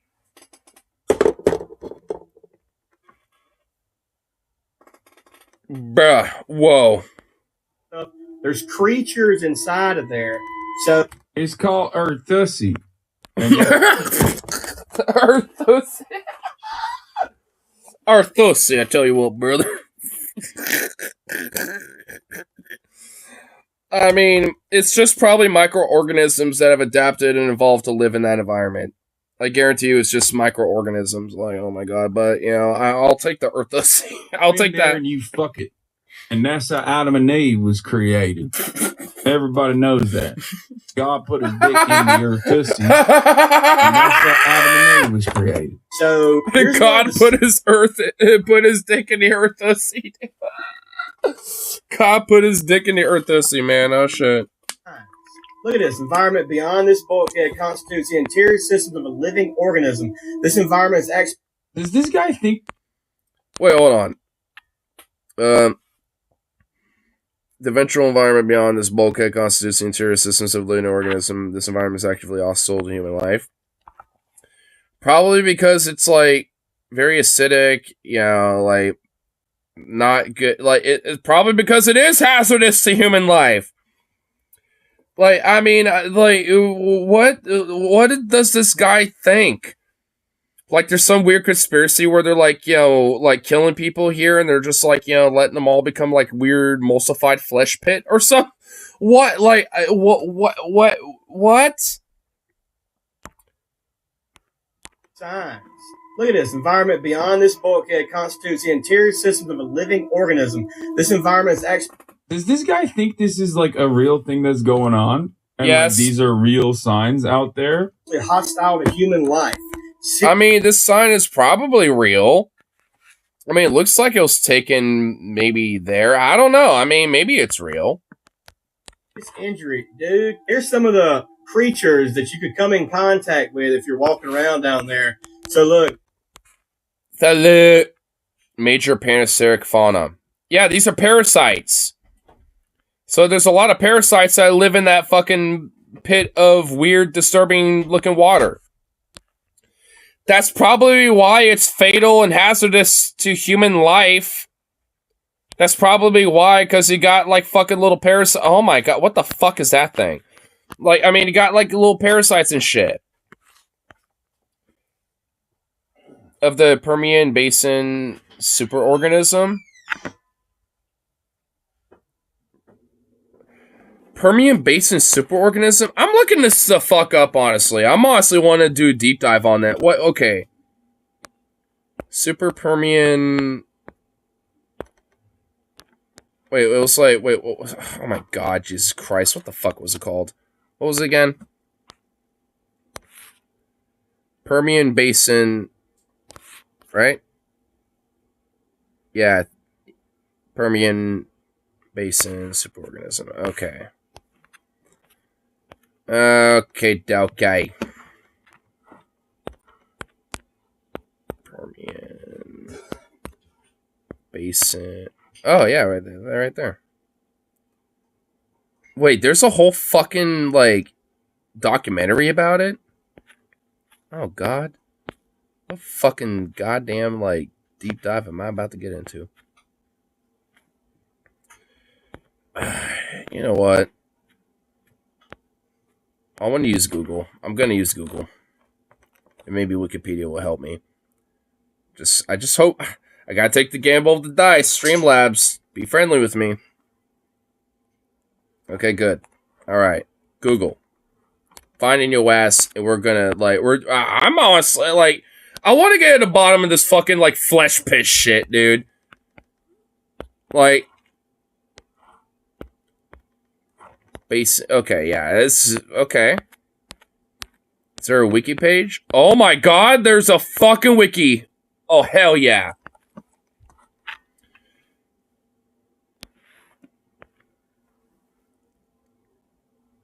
Okay, so national park located near the fictional... Wait. So wait, it's fictional?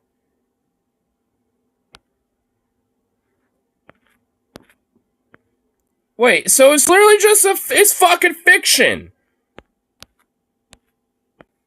It's literally fucking fiction. It's just a creepypasta. Wait, when was it created?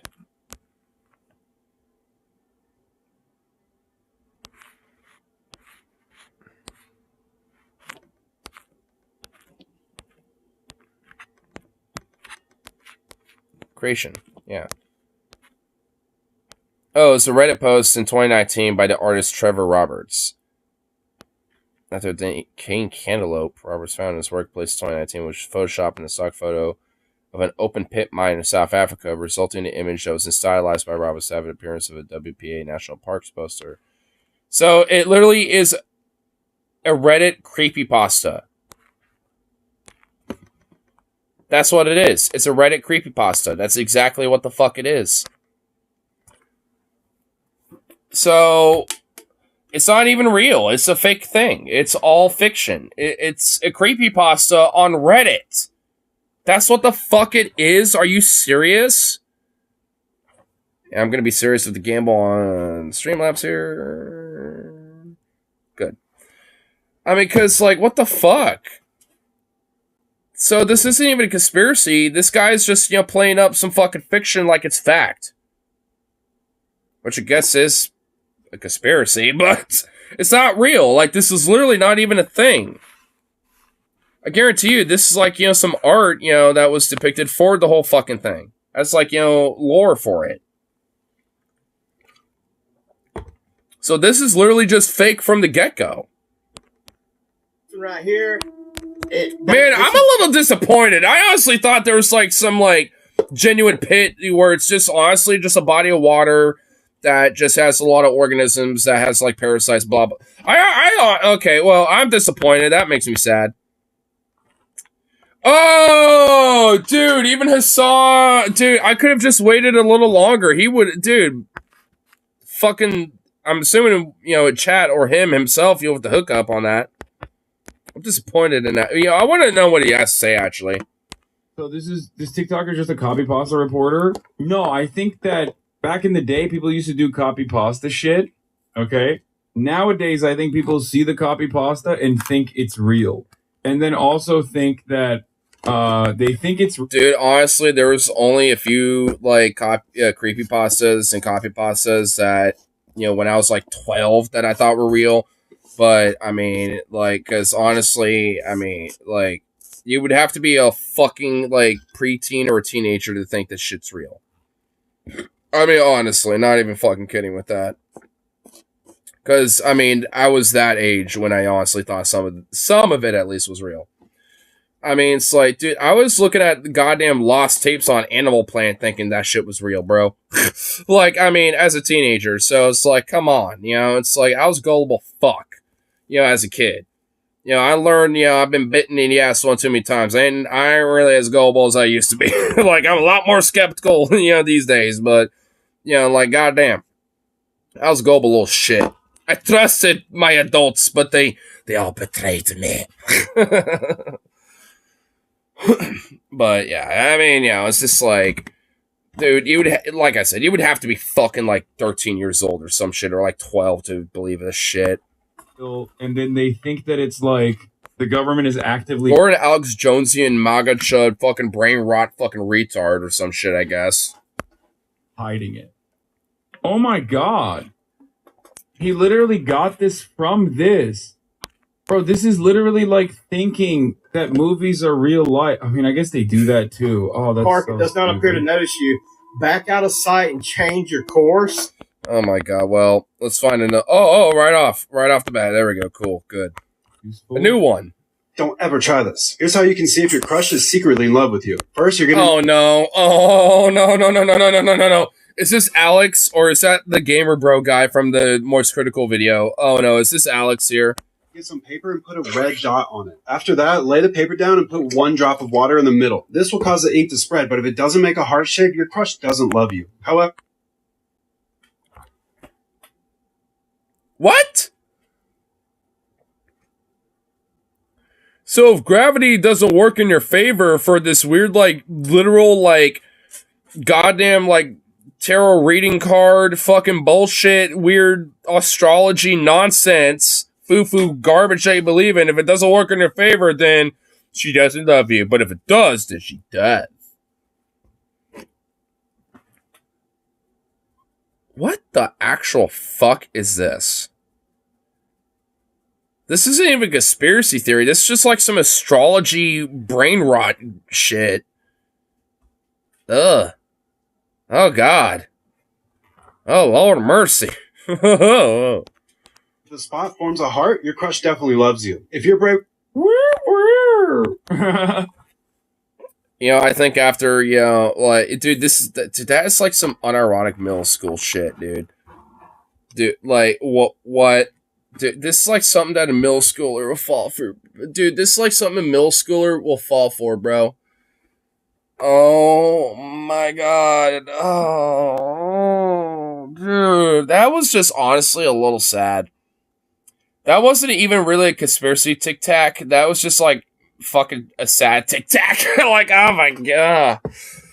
I felt the cringe in my heart on that one. Yeah. Why didn't he say allegedly? Watch out, brother. Curse to TV. TikTok's gonna come after you for misinformation. And we all know what that is. It's code word for the real truth that the government somehow doesn't want you to know about. Everybody knows. Okay, what other sick tips does this guy have? don't ever try this. Don't ever try this. Why did he say don't ever try this? Wait, I didn't even think about that. Why Don't didn't he ever say, try this. Why does he say don't ever try this? It's like, nah, I'm gonna try it. I'm gonna try it, dude. Excuse me. Why do you not want me to try it? Now I immediately want to try it. You know what I mean? It's the taboo of trying it. I mean, honestly, it's kind of like tapping into the psychology of people when it comes to like being rebellious, especially as teenagers.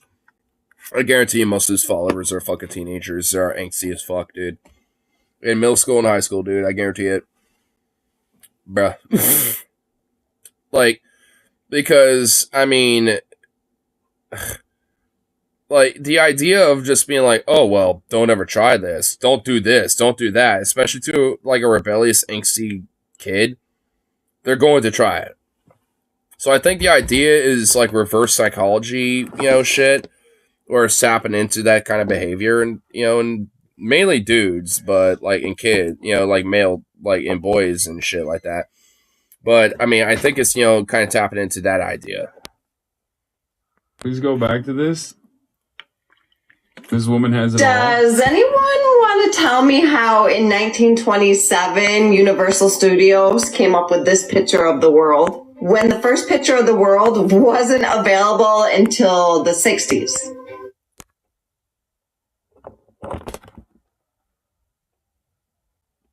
Because we can understand that we're on a globe despite not being in space yet. Really? Like, did all of the planet just think that we're on a flat Earth up until 1927? Are you fucking kidding me? Oh my God. Through none other. Wait. Does she think that people in like... Wait, what? Does she think maps were created in the 60s? Oh my God, please don't tell me she thinks maps were created in the 60s. There is no goddamn way that she thinks maps were created in the 1960s. I swear to God, if she does that, dude. I'm a loser. Or even globes, by the way. Not maps, just globes. That's also false. No, they didn't just have globes 300 years ago. That's also false. They had globes far before Galileo, okay? Like, there were motherfuckers out there in Copernicus. Dude, the fucking Greeks, you know, the ancient Greeks understood this shit.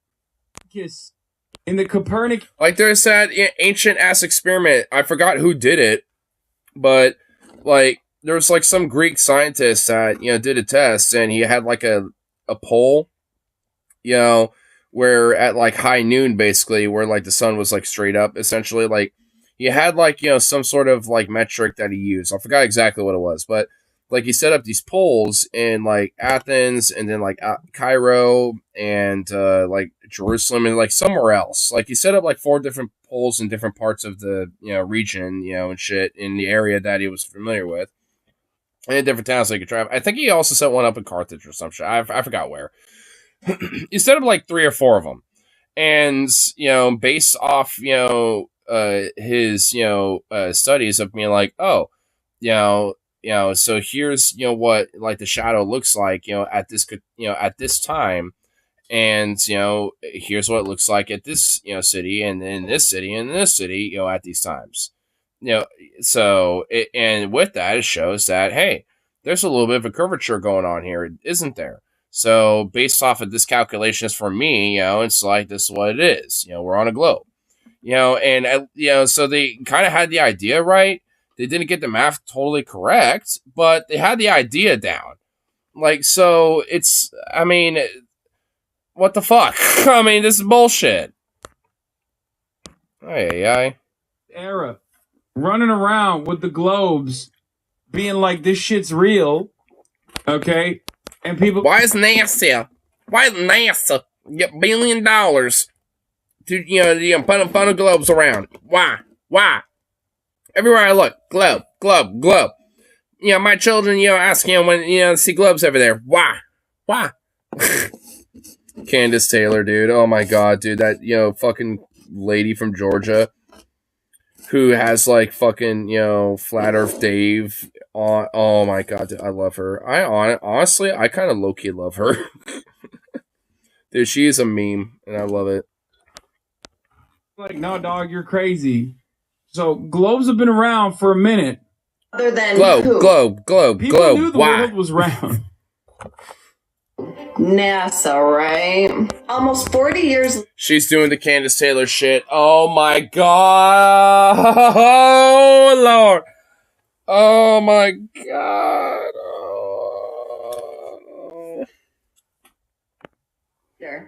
How did Universal Studios know this is what the world looked like, y'all? Especially from space when we... Okay, this is fake. No, it's not. She's real. I like, she said especially. It's gotta be fake. haven't been to space yet at that point. Does anyone know? Or does anyone want to guess? I'll tell you. The reason lying about the shape of the Earth and making it into a ball is simple. Because you can cut off any land you want and keep them hidden. Watch this demonstration. You tell. What? You can cut up any land you want?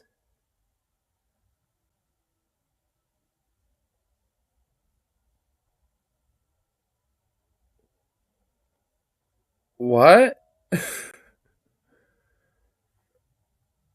You mean tectonic plates?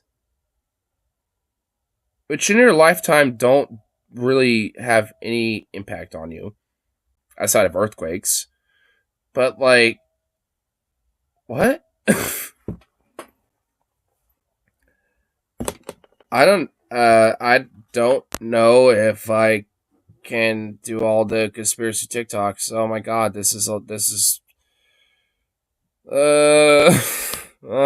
this doesn't make fucking sense. Reason for lying about. Dude, how are we in 2024? Literally, like we are currently, what, 3,000, 4,000 years in the future from dudes that had a better understanding and assessment of what the fucking planet looked like and what the shape of it was. What is going on, man? An empire into decay. You know, fucking modern society in decay. Which isn't Western civilization. That's just the modern global north. That includes China, Russia, and everyone else besides. Like, that ain't just Western civilization. That includes every motherfucker. That includes all the motherfuckers in the global north. You know, so it's like... like, I mean, it's just like fucking decay. I mean, there was like another thing, you know, that I was thinking about looking at as an Onion Nuggets clip, and I don't even want to do it because it's even worse than this. It's NPC TikToks as a compilation, and no, I can't hang. What is happening? Like, there were dudes that barely had an understanding of, like, working sewage systems, okay? Living in circumstances where, you know, other dudes would just straight up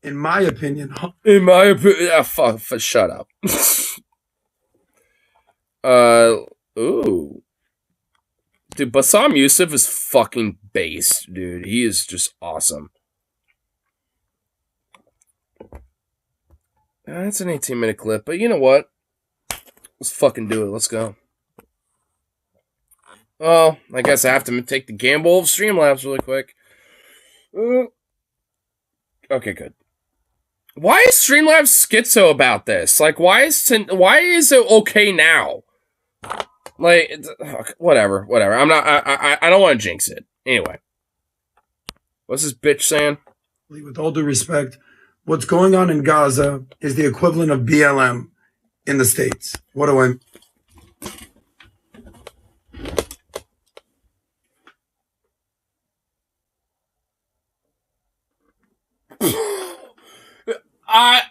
I just got assaulted. What?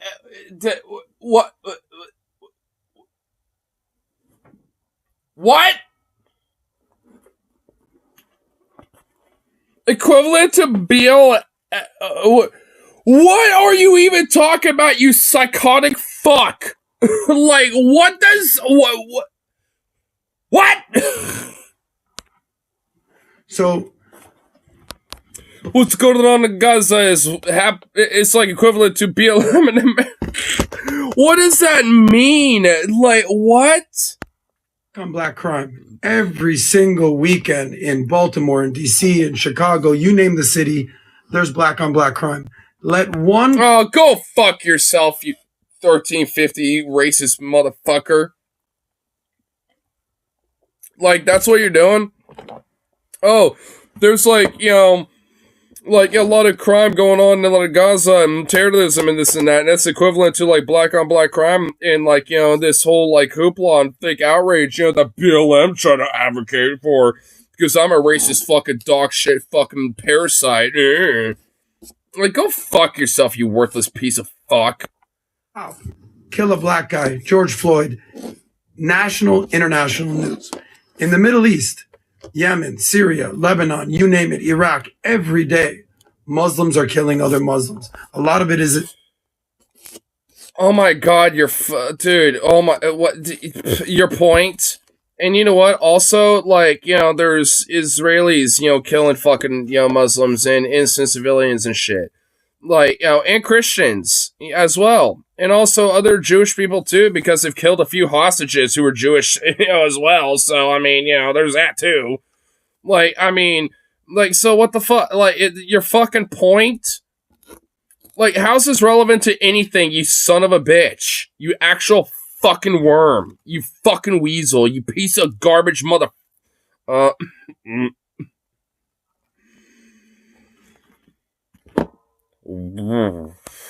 Islamists, fundamentalists.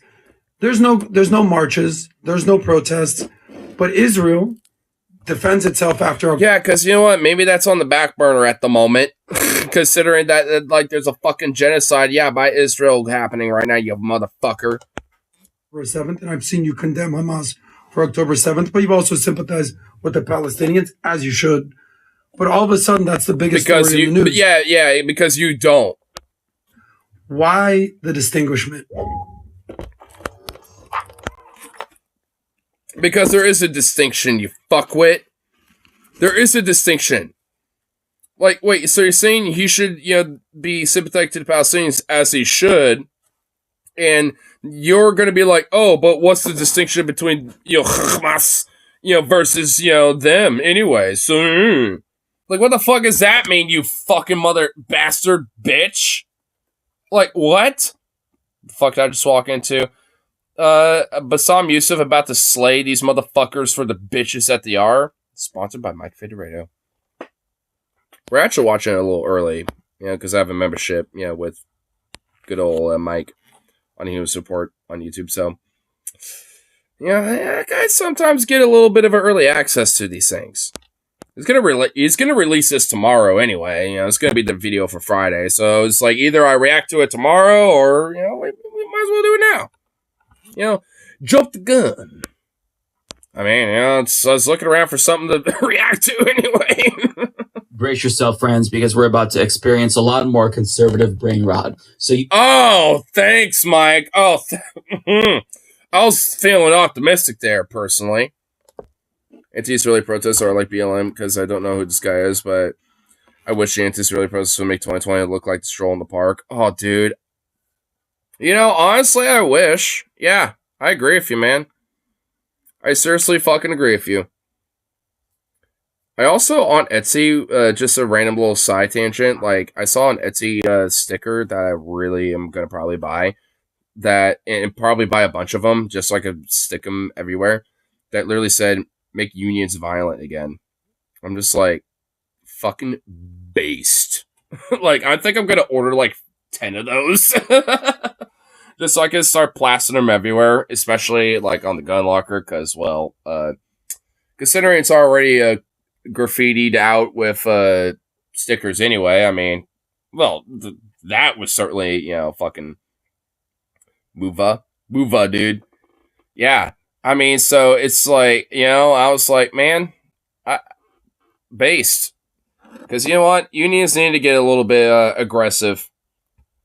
And yeah, depending on the circumstances, yeah, violent probably works too.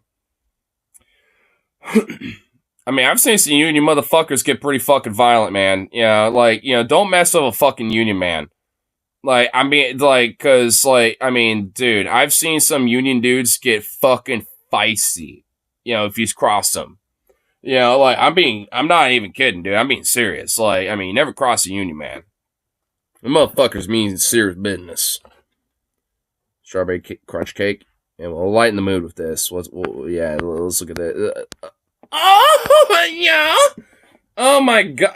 Dude, I just went, fucking anime waifu mode on this. Oh, my God. Yeah. That was fucking, sexy and just had, food orgasm. The post came up with a creepy-ass idea, too. What if zombies could smile when they smelled you? Oh, God. That is disturbing. Oh, shit. That would honestly be some psychological shit, dude. That might, shock you to the point you freeze, just fucking scream, but you just can't do anything, can't move, because you're just such fucking shock, because you're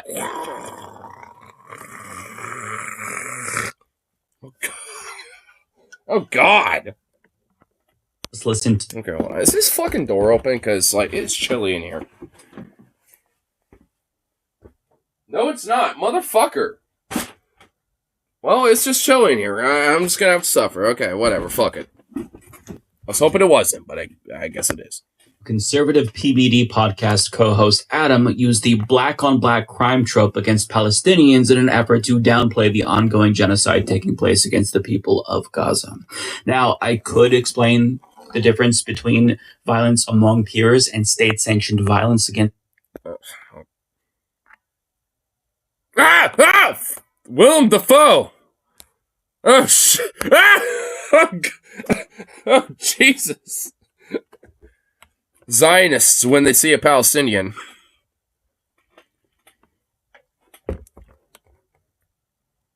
Are those two things related? I don't know. They just are. People, but I don't have to do that because Bassem Youssef handles this question perfectly and even calls out the racism embedded in that question. Why can't Muslims There's a say... difference between comparing conflicts, civil war, and then allowing another country to bomb you from the sky every single day for 100 days. You cannot compare the both. And actually, your tone of voice, when you say, oh, there is black on black, Arabs killing each other, in your undertone is saying, yeah, they don't deserve to live, so let's Israel. 0%. This is exactly 0%. what... No, this is what I'm saying. That's not what I said. No, this is what I'm saying. I asked a question, you're reading into my tone. You have absolutely no sympathy for the Palestinian killing. Because that's not true. Don't put words in my mouth. No, seriously. I 100% have sympathy. Your entrance into this conversation is extremely racist because you say, well, the Arabs have been killing each other. First of all, the Arabs have been killing each other. These are called either proxy wars or... Let's talk about what Mike was referring to. I mean, well, I think, Bassam Youssef, the fucking Giga Chad fucking king that he is over here. Yeah, I'm pretty sure, he's kind of laying it out pretty perfectly, actually. Because if anything, the BLM marches, things like that, and the BLM uprising, riots and protests stuff, like that's not inherently the same as what's going on, with like the protests and reaction with the genocide in Gaza. Like, I mean, you can, potentially make some analogies, I suppose, but like, there's a good faith way of doing it, and then there's like a smeary, racist, fucking dog shit way of doing it. Especially when this motherfucker's being like, oh, no one wants to protest, Muslims, killing Muslims over there, but like over here in America, like this, blacks killing blacks, but no one ever wants to cry about that. It's the same shit. See, like, he's making that fucking argument. At least that's what this motherfucker is doing. It's like saying sorry forest fires are okay because they occur naturally. I mean, yeah, pretty much, yeah.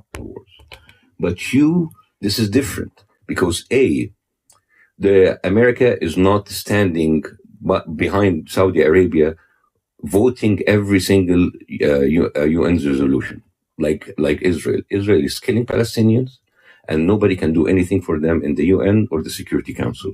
Right? You can talk about how Saudis are killing the Houthis or the Yemenis or how Iran. But when they go to the Security Council, America doesn't use the veto.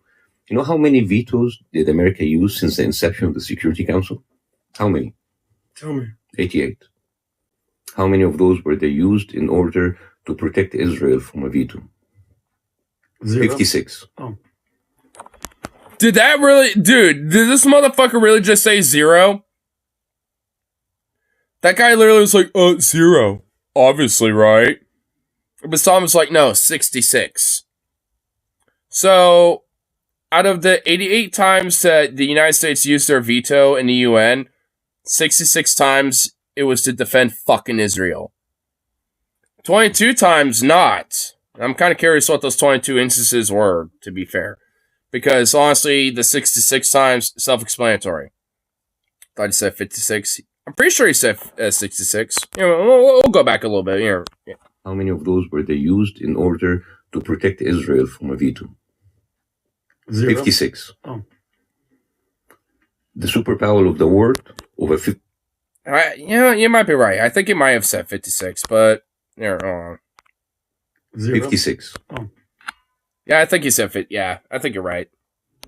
So 32, instances where they didn't defend Israel with a veto and shit, but like, not just they used their veto powers, outside of like, Israel and shit, but like, the 56, times that they did use their veto and shit, yeah, it was for Israel. The superpower of the world over 50 years used more than 65% of its veto power to protect one country. You cannot compare both. Perfectly said. We are talking about power Dude, but Saddam Yusuf's a fucking king, dude. dynamics here and a power imbalance in particular and imperialism. And I don't know if you caught it, but they revealed how ignorant they were to this fact. And I want to play it again just in case you missed it. How many of those were they used? So as more religionists or Israel are back in Israel strategically because, it provides an easy fucking, foothold, in the Middle East, when it comes to, dealing with Iran or, any of these other countries and shit. And also because Zionism. Because, it's not just like a philosophy of, religion, but it's also, a militant philosophy of ethnic and racial supremacy. So there's like a very strong, elements, backed behind that as well. Like there's a very racist backing to it too. I mean, honestly, there's like multiple different factors to it. Well, at least like 3 for sure, but probably a couple other variables to it too. In order to protect Israel from a veto. 0. 56. Oh. Isn't that amazing? Yes, America exercised its veto power on the Security Council 0 times to protect Israel. What? Imagine thinking that. Imagine being so... Oh yeah, because when you supply weapons to countries, it ever backfired on us in the Middle East? Oh yeah, I never did. Not once. Definitely not. Informed that you've never heard that the U.S. has been running cover for Israel for decades. It's baffling to me. They're so uninformed, and as a result, they're basing their arguments purely on emotions, whereas Bassem Youssef is speaking about facts. So you begin to understand why the host, Adam, here used the argument that he used.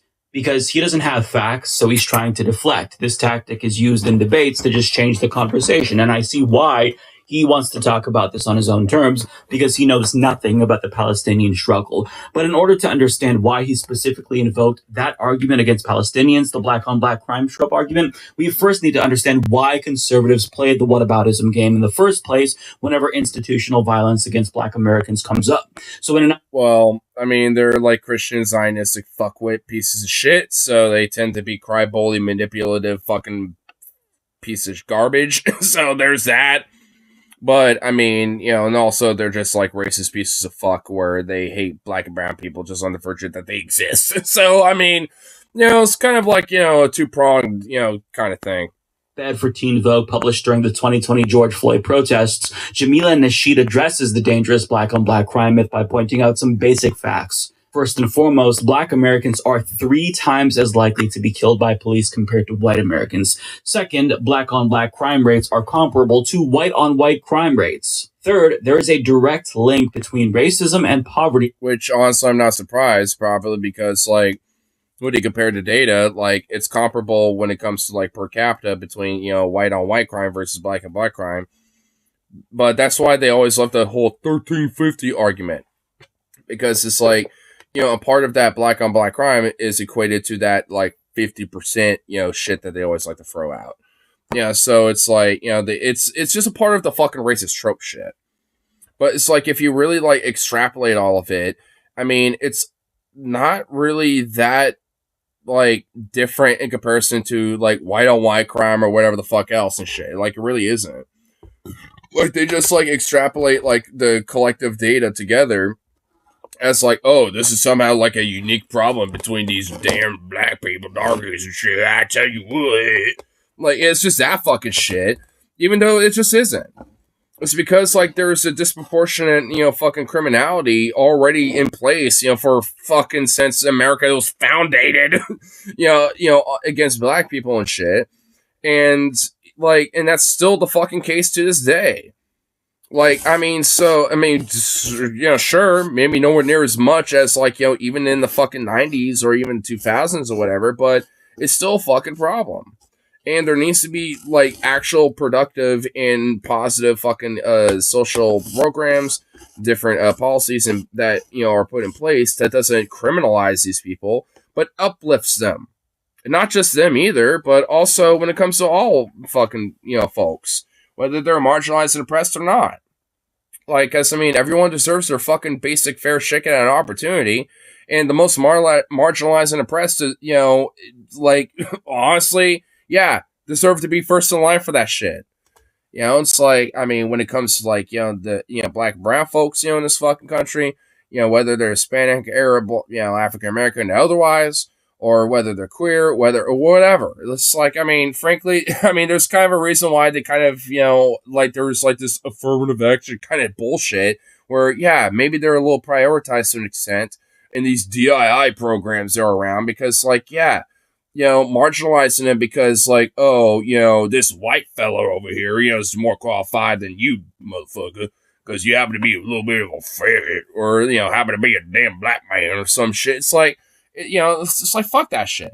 Like, it should be allowed to, like, give these people, a better opportunity and kind of give them the extra, leg up. Because, like, yeah, if the, especially intergenerationally, for a long time, they have been, fucking oppressed and shit, then yeah, they deserve kind of a little bit of an extra step up. That doesn't mean that no one deserves an extra step up. But, like, when it comes to these type of fucking policies, I mean, it's like, yeah, I don't mind them having, like, first class, seating, so to speak, waiting in line, you know what I mean? It's like, I don't really mind that. I don't care. As long as everyone, at the end of the day gets their fucking fair fucking shake. Because we all deserve that. I mean, especially those who are the most marginalized, which, shocker, are like, black and brown folk, indigenous folk, queer folk, trans folk especially. I mean, yeah, okay, yeah, I know, you need water. Give me a minute. Let me finish my rant. Shut up. With your fucking little nitpicking. Oh my god, you're so cute. But I mean, like I'm saying, it's like, I mean, like in advocacy, when it comes to these type of programs and having a positive like advocacy with these things, because yeah, sure, the data might be real, but there's a way with how you can address that.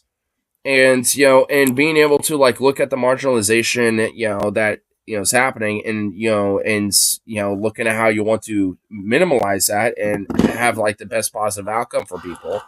That's what actually helps in these situations, and also minimalizes the whole things like crime and poverty, crime and theft and all this other shit.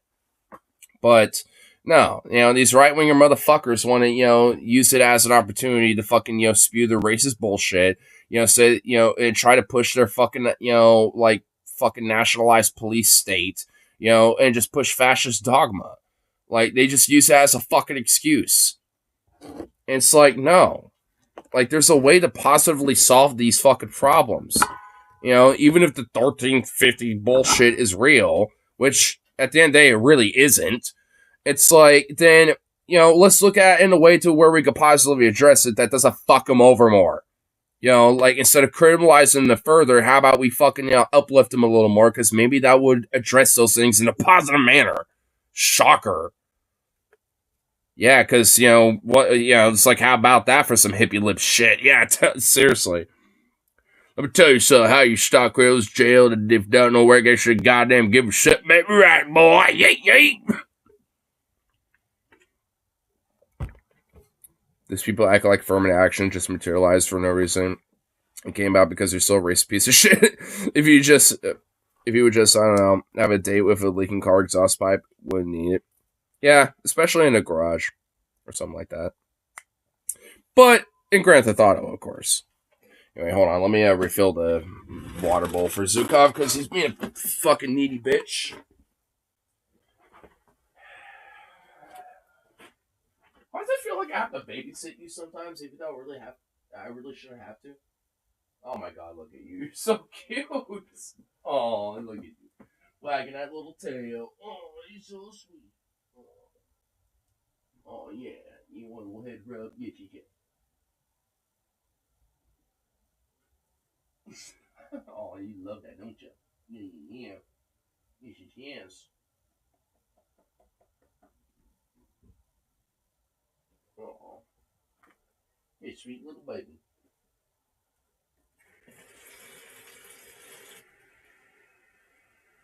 Want some aqua? I got it ready to go right here. Oh my god, look at those ears. Oh my goodness, yeah, you want this ready to go. Don't fucking batter around me. Good boy. Oh, he's just a sweet little fluff. Yes, yeah. Good little pop. Shoo-ba-da-ba. Can you do that in GTA? No, I'm just saying that so the FBI don't raid me.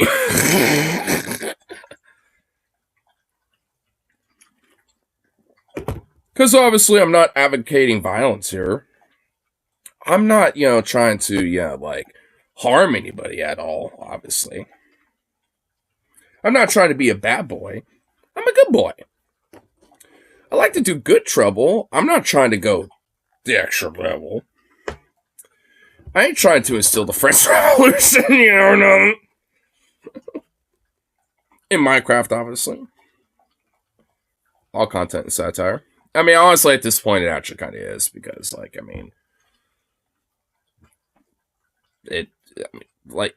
I'm just, throwing memes around.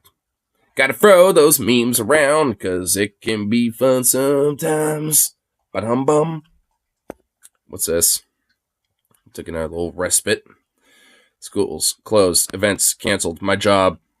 Some of you may die, but that is a sacrifice I am willing to make.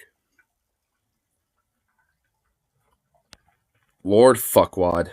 I love it. Honestly, I love how Shrek literally got away with calling him Fuckwad by just calling him Farquad. dude, that's kind of why I love Shrek a little bit. Got a meme you want to save? Jennifer Flew the Robot, base name. Black and white pregnancy is different. Different gestation periods, different anatomy, different environments before. Wait, what? What the fuck is this? What? Wait, what's this? Posts are meant to bring forward dialogue and discussion of problematic sentiments shown or not in support. Ask Aubrey. What? What's going on? Oh my god. Okay, whatever. I don't even understand it. Not that one. The replies. Wait, one of the replies. Oh my god, it made me go back. We have to start saying how stupid can you be? Too many people see it as a challenge. Oh, is it this one? Because guess what? Saving it. That right there, my boy, be saved. Is that? I'm hoping it's that, right? I'm giving that a like. Dude, you know, that's how, dude, I feel like this is gonna be me by the time I'm 40, and that's just how I'm gonna be. This is me. This is me in, like, 15 fucking years, dude. Like, eventually my fucking, you know, hormones are gonna kick in just a smidge more, and I'm gonna actually have a fucking beard. And, you know, I'm gonna have my Stetson hat looking like a goddamn redneck fucking socialist revolutionary fuck from, you know, Blair Mountain, ready to fucking take it to the Pinkertons and shit. Having my beard, you know, contemplating life. They just realizing how dumb the human species is. Oh, man. Yeah, that, you just, like, that meme is just, like, captured me in, like, straight up in, like, 15 to, like, 20 years. Just straight up. That's gonna be me in my 40s. It's enforced institutionally to stifle growth of black people. So what does this all mean? Well, if you are statistically more likely to be impoverished because you're black, well, obviously you're going to live in a more poor neighborhood. Poor neighborhoods are usually over-policed or at a minimum policed more than affluent white neighborhoods on average. And if there is just more civilian encounters with police in black neighborhoods because they're over-policed, despite comparable levels of crime. I feel like when I hit 40, I'll basically be a light-skinned version of Stelios Cantos. Stelios Cantos, Stelios Cantos. What, the American Dad, like, guy? That guy? Dude, low-key, though, he was Chad before Chad was a meme, dude. Not even gonna lie. Dude, he had his own theme song, for fuck's sake. It's like, dude, that guy was a Chad before Chad was the thing. You know, like, somehow American Dad, like, understood what a Chad was before Chad was even manifested as a meme. Jeez, messages to fucking rush. Oh shit, guys, we need pedestrian. Way, that is just going to lead to more arrests in black neighborhoods. I know, yeah, you know, sometimes Streamlabs does do that.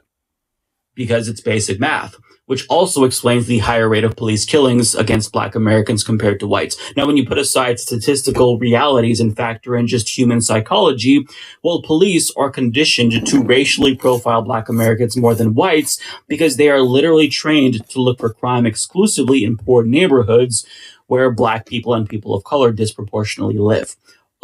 Which, by the way, one of my friends, Harley, for example, at least in the past, I'm pretty sure he doesn't now, but like in the past, he's actually mentioned how that's kind of like, you know, a misnomer because he gets, you know, heavily targeted by police sometimes and shit. And it's like, the thing is because of the marginalization of the fact that you're in poverty.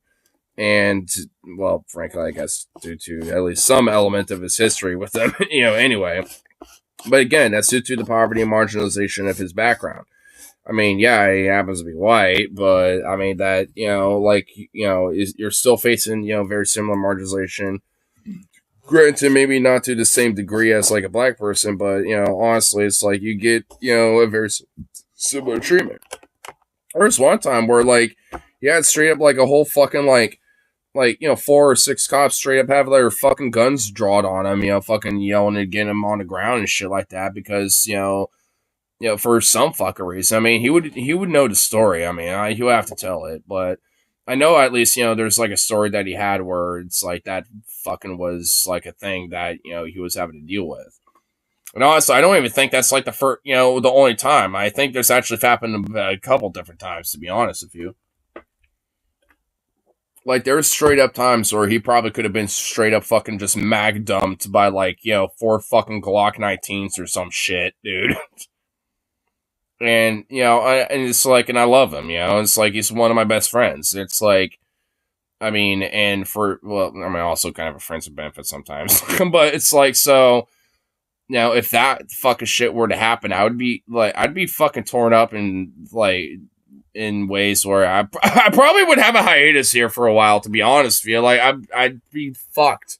I just, like, ugh. I'd be a depressed boy for quite some time. Same, I've been walking around, even before stores are closed, I've seen cops drive by, like, fuck you looking at? Dude, like, like, I had a whole stream dedicated because I was so pissed off at the fucking fact that I jaywalked, fucking, like, on my way back home from the bar. And this happened actually a couple different times. There was, like, one time pretty recently where the dude got out of his vehicle, won my ID, and wanted to, like, be like, well, you realize how dangerous that could be. Even though it's like, dude, I looked both ways, realized there's some... Okay, can you not flicker? But, and I looked both ways, realized no vehicles. So that's why, kind of, hobbled my way quickly, across the street and just kind of kept going my way because it's cold. Want to go home, get my dog, some water and some food, make sure you take care of it. It's like, I'm minding my business. Like, you're making it long. You're taking time out of my day, making me more cold, making my dog probably more hungry and thirsty. It's like, I mean, it's like, you're wasting my time, dude. It's like, and also, it's not in Oregon, in the state of Oregon, like, it's not illegal to jaywalk, by the way. Like, it isn't. It's like, I mean, because there's, because there is, like, kind of an implicit, sense of, like, yield for pedestrians and shit, where at least one of the few good things about Oregon where they take emphasis on that. And then one of the other times was I was literally around the corner from my fucking house. I was about to, like, slowly cross the street. And before I even start doing that, like, I'm on the edge of the road between the sidewalk and shit. And I'm pretty sure it was the same fucking pig, too. Like, that was like, hey, excuse me, can you get on the sidewalk? And I'm like, my home's right there. Like, I'm about to cross the street. It's like, well, you need to be on the sidewalk and cross on the crosswalk, stay safe. It's like, get on the sidewalk. And I'm like, my home's right there. I just said that again. And it's like, well, please stay safe tonight. And, drove off. And I'm like, well, fuck you too, then, prick. And then I just crossed the street and just turned the corner because I was like, literally 30 feet fucking away from my fucking corner of the house. It's just like, at least my street. It's like, I mean, like, so it's like, what the fuck? It's like, go fuck yourself, you little pig. Fucking hog. Like, it's like you're literally, like, in both times, he's the only fucking car driving around. So it's like, what? If I'm not paying attention, you're gonna fucking, like, what, run me over if I happen to be crossing the street or some shit to prove a fucking point or something? Like, what the fuck what, like, it's like, what are you trying to imply here, bitch? Like, next time, like, low key though, next time, I see this motherfucker, stop me or some shit on a karaoke night or whatever, whether it's tomorrow or fucking Saturday or some shit, I'm gonna straight up be like, what's your name and badge number? Like, I recognize you. You've stopped me before over some this tedious shit because I know the laws, I know my rights, and I know it's not illegal to jaywalk, and you're just kind of wasting my time just trying to annoy me because, I'm being dangerous crossing the road when I look both ways and realize there's no fucking cars. So you're wasting my fucking time, and this is annoying, and honestly, I'm at this rate going to file fucking grievance even though I know I ain't going to go nowhere. But you know what? I'm still gonna fucking do it. It's like, what's your fucking name and badge number, dude? It's like, like, what makes you a fucking hot shot? Because, like, I mean, my mom's actually done photography photos for, like, a couple of, like, these, at least the older geezers at this point, in the PD and shit. So, and this guy's more of a young buck. He's been around for, not that long. I don't recognize him. So he's just, like, some hot shit trying to fucking, maybe trying to make a quota or some shit. or try to fucking, try to prove his fucking worth or whatever the fuck. And it's just like, it's like, fuck off. It's like, I'm, been around here, all my fucking life, and I don't recognize your ass. So it's like, you probably come from fucking Estacada or some shit, and you couldn't give a fuck about anyone around here. So it's like, so who the fuck are you, bitch? It's like, that's what I really want to learn. It's like, who the fuck are you, you little pig? Because you don't scare my ass. I mean, because honestly, I know a few fucking people that I can easily be like, yo, I know some of these motherfuckers. So it's like, I know some of the rank and file in your fucking PD, bitch. So it's like, if you really want to like do this with me, try it. Because like, honestly, with my mom's past, doing some photography for some of them, I know their names. I'm not going to at least state their names out of respect. But at least for this other motherfucker, well, fuck him. I'll put him on blast all I want. And what did I say? But at least, like I said, I would, it's like, I know some motherfuckers that I know are still in the PD. Or if they're not, I know they're retired, and I can easily call mom and be like, hey, yo, what's this so-and-so's number? Do you still have his contact information? Do you know on Facebook or something like that? Because I'm having trouble with like some young buck in the PD that wants to annoy me for innocuous bullshit that means nothing. And maybe he can, contact some other guys and higher ups or some shit and, put a word in. Or maybe, fucking neuter this, young buck motherfucker that thinks he's hot shit and tell him to fucking pipe down. Because, like, at this point, I got a fucking reputation in this town. Like, I mean, I've been a working man at a fucking grocery store at this place, for fucking, 8 years and shit. My mom's has had her own business here for the longest fucking time. So random people just, know the name on that fucking virtue. I go to karaoke at Fridays, Saturdays at, downtown and shit, where a lot of people go, around this community and shit. So it's like, I mean, fucking people know my ass. So it's like, I mean, I got my connections. I straight up have connections in this town. I got my fucking roots here. So it's like, I mean, it's like if this young bug motherfucker, really thinks he wants to be some hot shit, then next time, oh boy, try me, motherfucker. Because I'll fucking, neuter his fucking bull-ass balls, real quick and make him a gelding.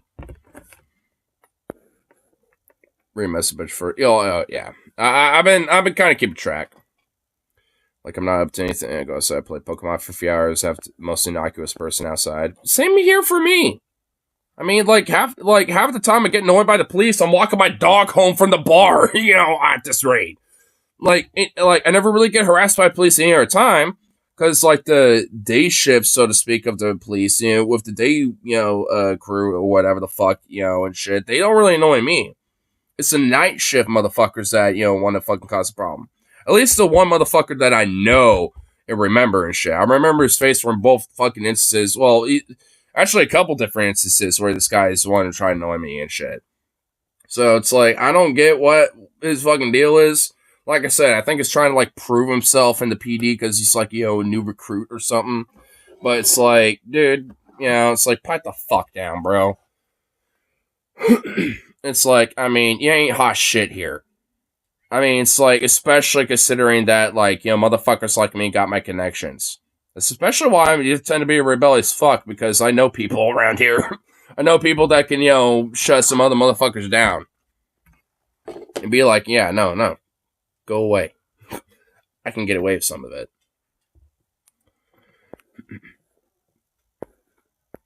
So, perpetual 5 o'clock shout out. He thinks he can break me? He thinks I'll crack first, man. I will ever. Oh shit. Oops. No, he will be the one to crack first.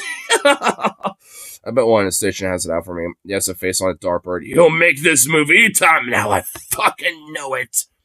Months go by and he's all disheveled with bags under his eyes. And, ... you need to kind of keep going with the story. I like how these lights are flickering. It's literally just this one. What the fuck?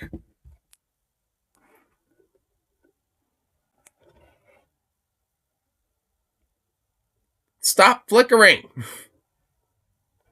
It's actually starting to drive me nuts a little bit. Like, Jesus Christ.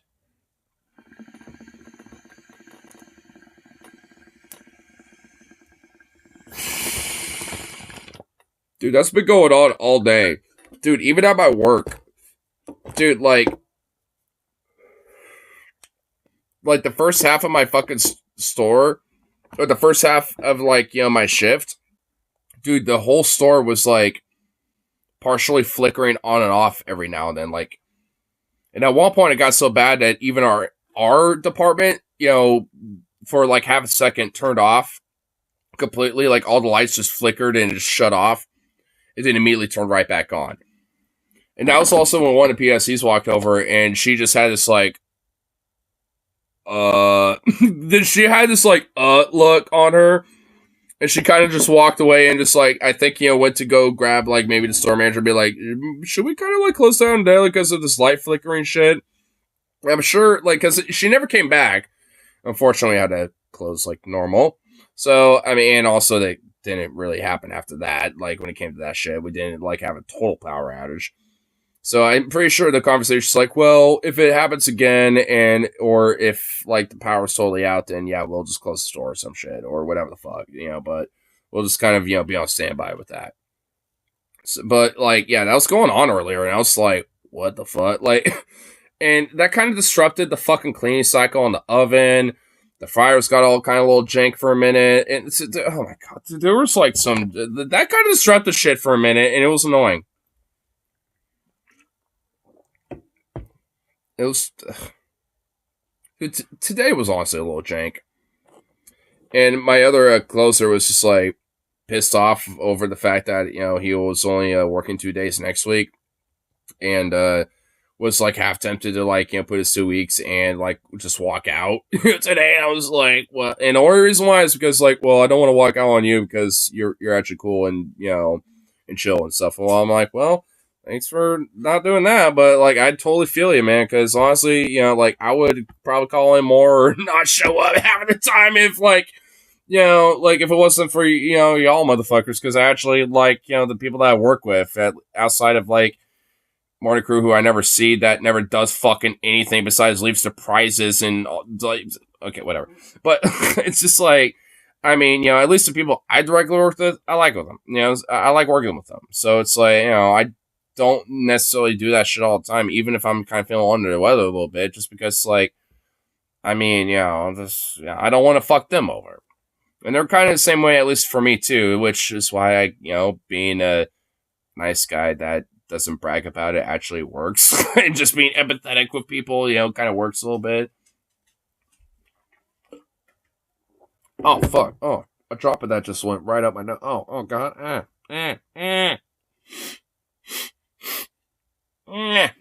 Fuck. Messages are posting wrong, or the one at 5 o'clock show is supposed to be the second. Oh, okay. I bet it's station in his eyes and perpetual 5 o'clock show. Oh, okay, I get it. So I just read it backwards. All of these things are interconnected, and when Black Americans try to educate white Americans about these institutional biases that lead to state-sanctioned violence, well, they're hit with a what about black-on-black crime? But that's not what we're talking about here. That's an entirely different conversation. But here's why they use that non sequitur. Nasheed continues, when a white person commits a crime against another white person, it's just called a crime. Race isn't a factor, and that's intentional. Using language like black-on-black crime perpetuates the myth that intraracial violence is specific to the Black community, a myth that implies Black people are inherently more violent. This tactic has been used to justify the mistreatment of Black people since the abolishment of slavery. White supremacists will justify colonization. And honestly, probably even before that. I mean, they just, instead of crime, they would just be like runaway slaves and, like, you're rebellious and all. You know, they would use different excuses.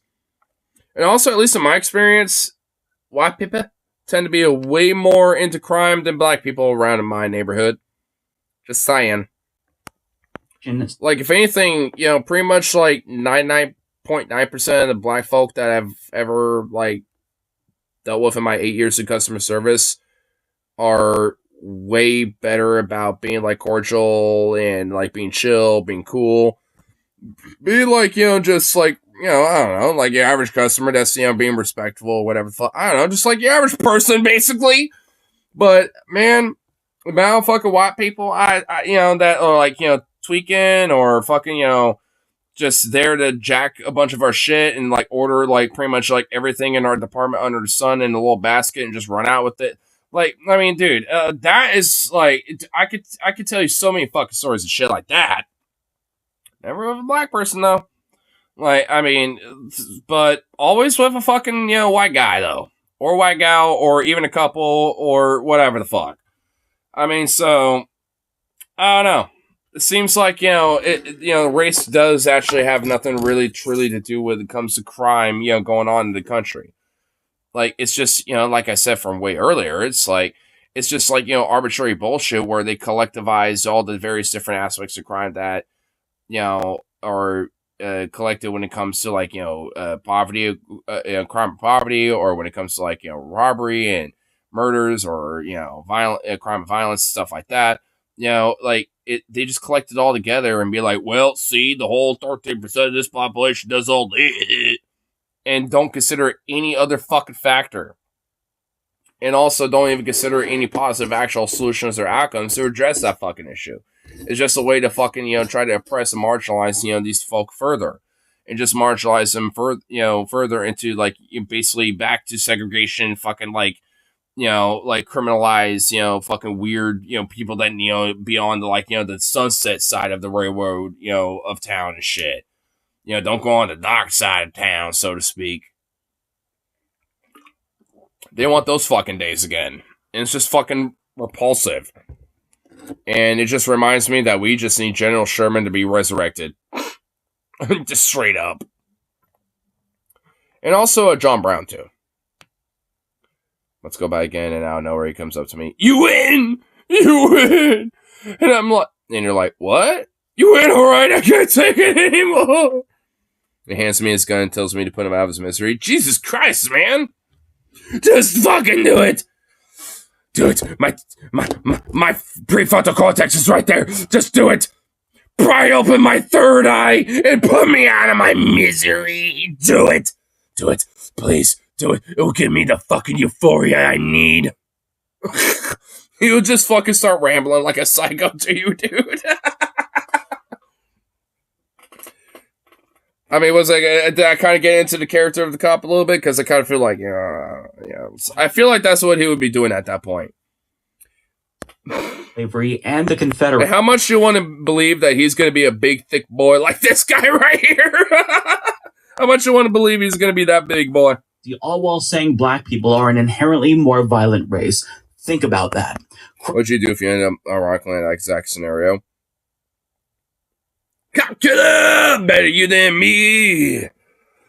Cop killer, fuck police brutality. It's gonna start blasting that song. So, I'm just singing lyrics. So, I don't know, infer from that. And within, I was just saying lyrics. That's what was going on. So. Communities is comparable to crime within white communities, but white people aren't being killed by police at the alarming rate that black people are. Still, people like former New York Mayor Rudy Giuliani. I hear your mama screaming, "Fuck her!" Dude, that song "Cop Killer" is a fucking badass song, dude. It's a good one. You know what? Is there karaoke of that? Because you know what? Tomorrow, I might honestly fucking do it. Let's see. Is it a karaoke? Ooh. Yo! Dude, there's multiple karaoke's. There's different. Oh, all right. Oh, yeah, all right. Yep, tomorrow, that's what's gonna happen. Yep, I'm doing it. Yep, it's happening. Tomorrow for karaoke night, we're doing it. justified in saying after the killing of 18-year-old Mike Brown, quote, the white police officers wouldn't be there if you black people weren't killing each other. This type of language is an attempt to justify the killings of Brown, Taylor, Floyd, Philando Castile, Eric Garner, and the ever-growing list of black victims of police brutality. It takes the... And honestly, it's kind of sad that, like, there's so many fucking names that it's just, like, you can't really, like, name all of them. Like, I mean, because I know all those names: Breonna Taylor, George Floyd, Philando Castile. I mean, like honestly, like there's just too many fucking names, man. And isn't that a fucking problem? Like, yeah, like I mean, there are like white folk that have been killed by police and shit, but we also know their names too. There was that one guy at an Arizona hotel that got mag dumped with a fucking AR-15 that was literally engraved "You're fucked" on it, by a psychopathic fucking cop, a deranged fucking bloodthirsty killer. And the guy was literally on his knees begging for his fucking life. Like, I mean, dude, that video fucking just pisses me off. Like, I remember that fucking shit like the day I fucking saw it, dude. Like, it's just egregious and disgustingly fucking vitriolic. I mean, that guy basically treated, like, a motherfucker like that treats, like, anyone down the barrel of his fucking gun like, nothing more than a worm. And, like, it goes beyond racism with a motherfucker like that. Like, I mean, they treat anyone as, like, a fucking worm at that point. And honestly, at the end of the day, that's how cops fucking treat people. That's how fucking cops, view people in society. Nothing more than a fucking worm, where, like, the early bird gets the worm and shit, where they fucking want to peck at your fucking ass and, so they can feed you to the fucking little administrative quota, little chiclets. So, I mean, it's like, it's a fucking disgusting cycle and a corrupt, fucking deadly cycle of policing that our country has fucking enforced. And, like, and this is the reason why, even for me, I'm against police unions. At least as they stand concurrently. Like, if the entire fundamental structure of that shit was changed entirely, and honestly, maybe even, an exception, as a union, will have, like, a civilian committee board where, like, like the local communities that, these local fraternity, police unions are supposed to represent. Well, guess what? Those, people in that community, in those neighborhoods, also can be a part of that, so they can be specifically like a civilian council to oversee your fucking ass. Because there needs to be, a check and balance. And even within the union, too, at least especially for them.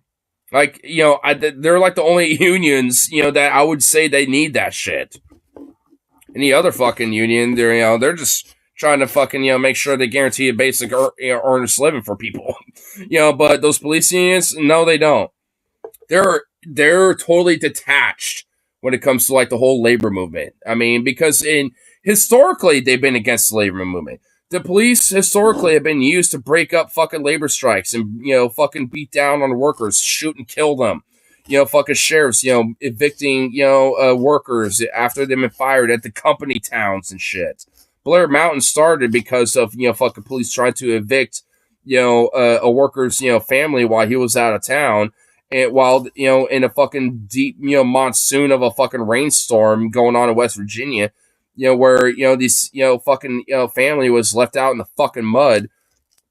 And the whole town literally had a fucking shootout with these cops. And one of the rare fucking based sheriffs in the fucking country, like pretty much like one of the handful that existed, like Sig Hakefield, came in to be like, nah, fuck this shit. Like, he was like one of the rare few that actually, was on the side of the fucking workers, and he died for it. Like, I mean, so he, there's like, and we're kind of like at that point again. I mean, we don't have a Sig Hakefield anymore. I mean, Smiling Sid, we don't got one of those motherfuckers anymore. That was his nickname, by the way. But it's like, I mean, but goddamn, we kind of need one. Because, like, holy shit. Like, these police have gone too fucking far.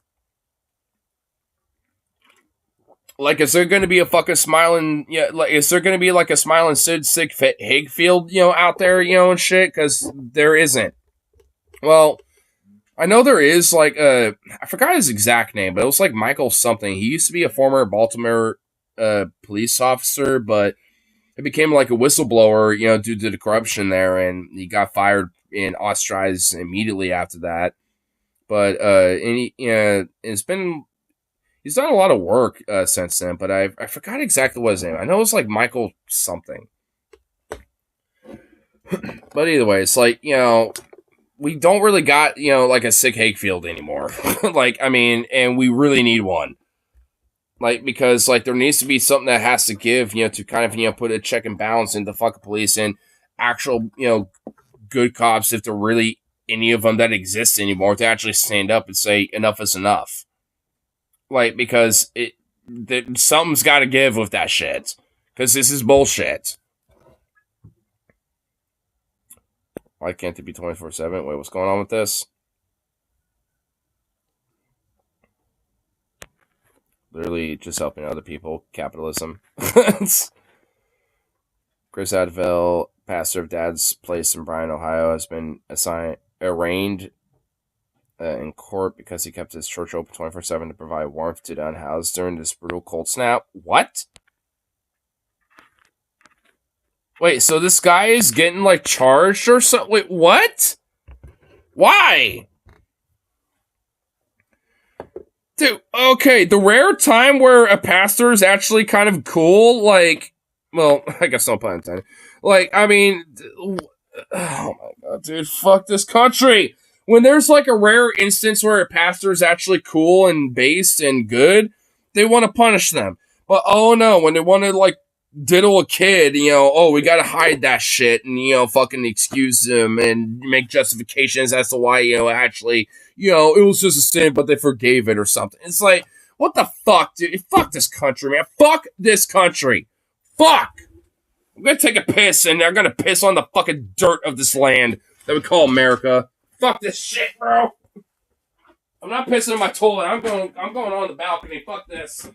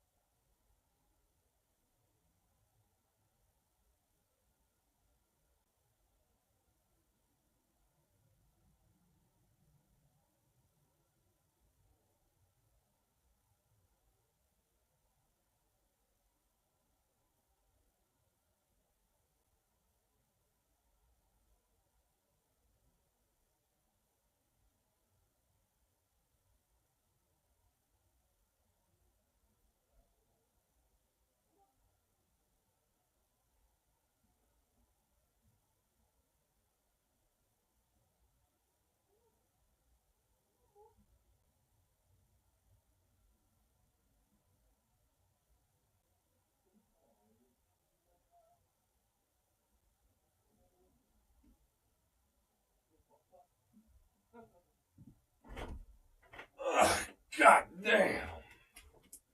Oh, that was a proud fucking piss, to tell you what. That was probably the most proudest piss I had this year.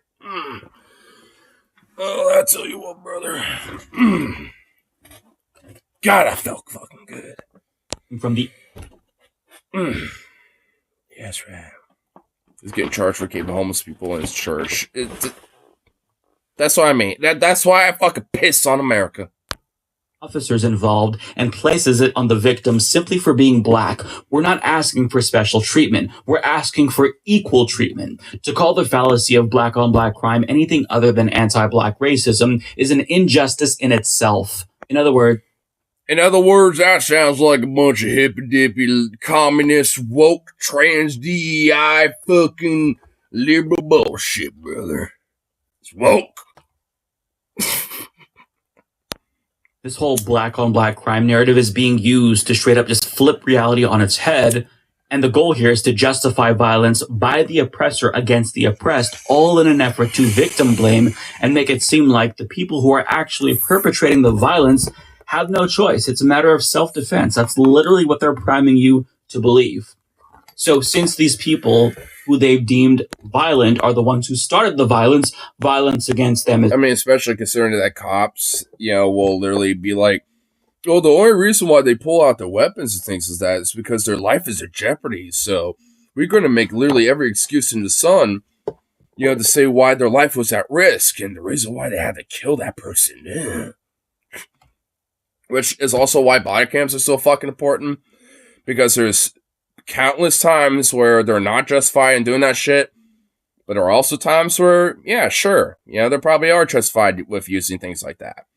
Or, there are even times where maybe it's kind of muddied waters, where it's like, maybe, sure, it's justified in a sense, but they could have at least, maybe took other de-escalatory factors like a taser or, pepper spray or, anything else, but, they chose to use that. So, they're like, that's why body cams are fucking important, because in a way, not only does it protect, marginalized folks and just people when it comes to interacting with fucking cops, which luckily our police department does have them.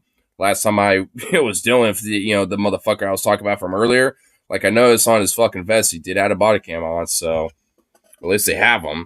I'll grant him that. I couldn't tell if it was on or not. But either way, it's just like, it's one of those things where it's like, those things, protect, people like me or any other average citizen, but also, in a way, cops that are doing their fucking job. Because, like, if there is a case where, yeah, they might be justified using lethal force or exculpatory force, then the body cam will prove, and show that type of shit and where it might be necessary. And, yeah, there's definitely been times where it has. But the thing is, it's like, these motherfuckers will use that as, like, these exceptions, basically to the rule and be like, well, see, this is the reason why cops need to use lethal force this side. Like, look at this crazy thug. It's like, yeah, because, the one time, where, some crazy shit happened where it happens to be justifiable for them to use lethal force or whatever the fuck. Yeah, it's like, yeah, sure, that happens. I mean, but, like, you think that's, like, the absolute fucking rule? Because no, it ain't. Like, the fucking rule is that, like, people get fucking oppressed and unjustifiably fucking killed and brutalized and fucking just like spit roasted by fucking cops on a daily fucking basis, and intimidated and harassed at the fucking minimal, especially. Even motherfuckers like me, like, even when I'm literally not doing anything wrong or not breaking any fucking law, I get stopped for jaywalking, even though it's literally not illegal here. I know it is in other fucking parts of this country, but not in the state of Oregon. Got this score message. Oh, because YouTube wants to be stupid. What's it say? Yeah. Hold the pastor place a Christian persecution card. It would be one a few times to be justified. You know what? Yeah. You know what? You're right. I agree with you. Therefore justified. So wait, why the fuck did YouTube censor you for that? The fuck you, dude! Oh my god, this fucking platform. We've learned about the black on black crime myth and apply that to the situation in Palestine, you begin to get a sense as to why Adam invoked the black on black crime. Dude, I feel that way with super chats. Or like, my comments, when I'm like, commenting on Onion Nuggets or Leftist Mafia that Mike is part of and shit. Like, cause I will be like, oh, here, let me just post this message that obviously should be pretty innocuous, but then be like, oh no, you can't, like, post this. You edit your message and try again. I'm like, I'm looking at my message, I'm like, what the fuck is wrong with it? Like, what word or what phrase or what in this could be wrong with it? It's like, and the weird fuck thing is, I will say some shit that are like, fuck these Republican Nazi scum, they are parasites upon the world or some shit. And whatever the fuck has a super chat. And that will go through. But no, I can't, like, be innocuous and be like, oh, hey, Matt Bender on Leftist Mafia, like, check out, these cool punk bands, that I've been checking out and stuff, and it's like, and I named them, and it's like, oh, nope, can't do that. It's like, what the fuck, YouTube? Like, it's like this fucking platform is a nightmare. Like, what the hell, man? Let's committed to Christ follower. This is heinous. It's heinous. Blasphemy upon the Lord. Amen. Praise his name, Jesus.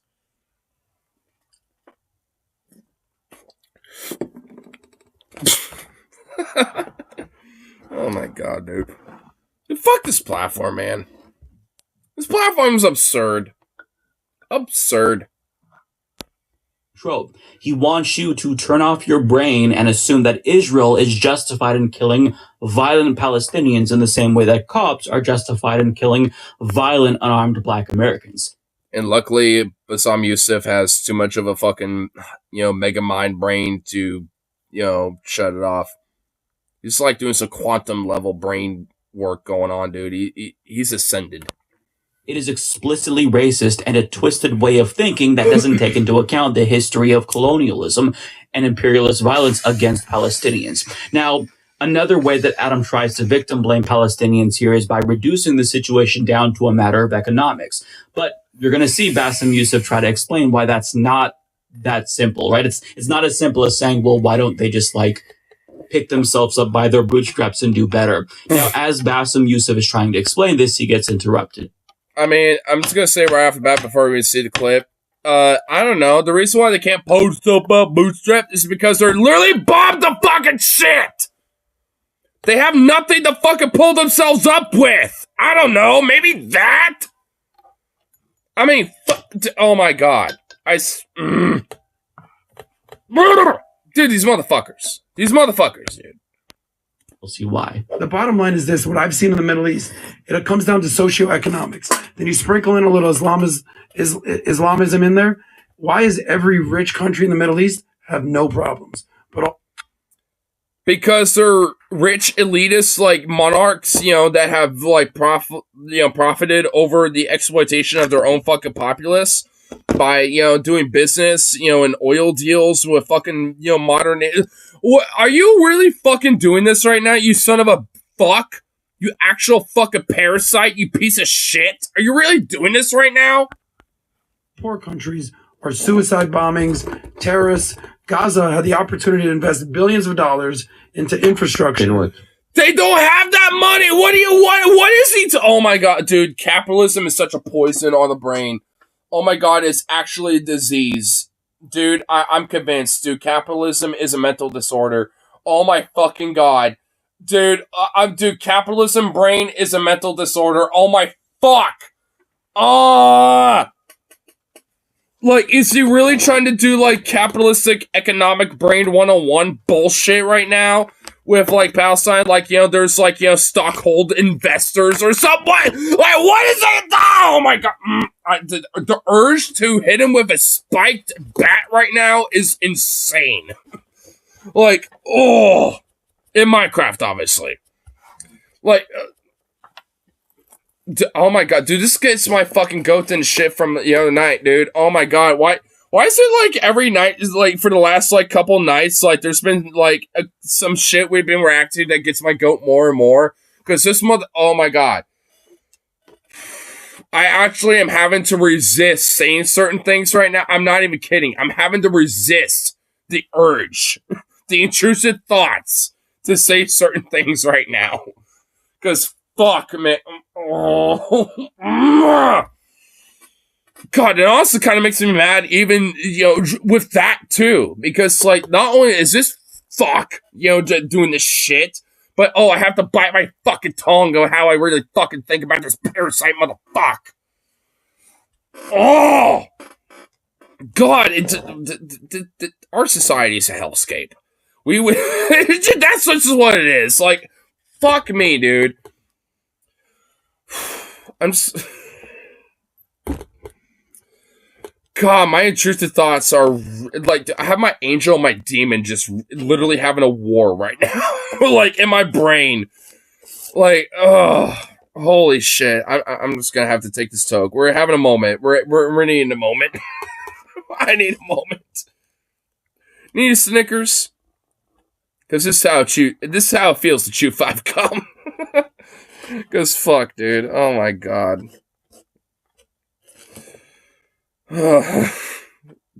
This is really getting my fucking goat, to be honest. Because honestly, like, this, just the fucking brain rot, backwards, insane fucking gymnastics that, like, motherfuckers are doing with this shit, regardless of really where the perspective is coming from. The gymnastics insanity that comes from this shit is just actually making me mad. Like, not just, like, angry mad, but actually, like, crazy mad, insane mad. Like, cause just, like, how do you get to this fucking conclusion? Like, how do you get to, oh.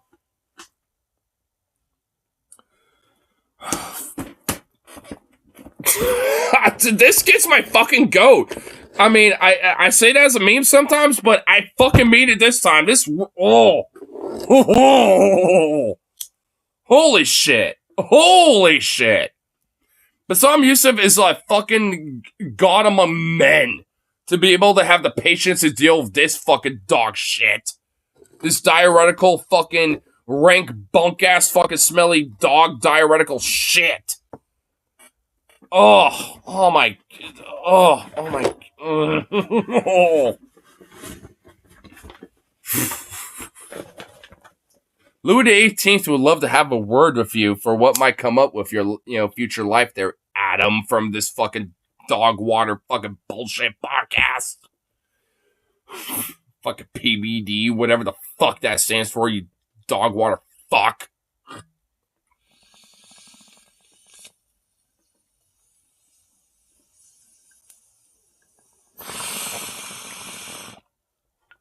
Goddamn. Into infrastructure, but they built tunnels and bombs. But my question is... No.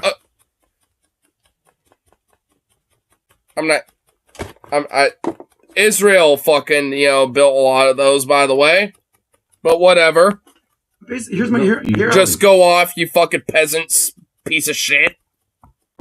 Gaza has not built tunnels and you're bombs. You're wrong. You said like as if there was like some sort of a prosperous source of economy, and all of us, as I said, took that and put it on in tunnels. But you're missing here. Dude, this guy's built.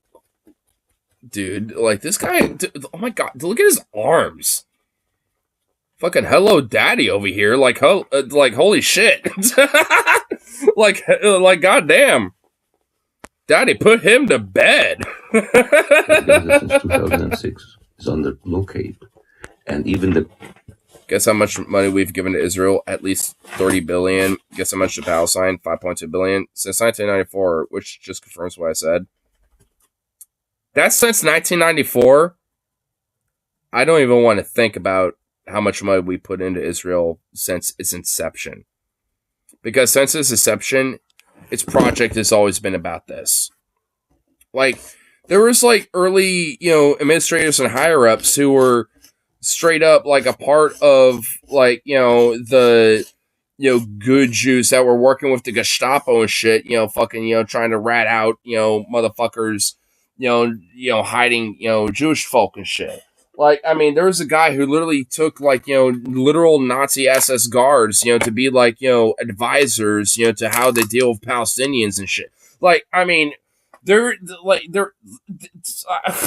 inception of, like, the project of, like, the Israeli holy state has been a sinister fucking dark one for a long time. And, like, the scapegoat of the Jewish people have always been a part of that, and that's what makes it even so more exceptionally fucking disgusting.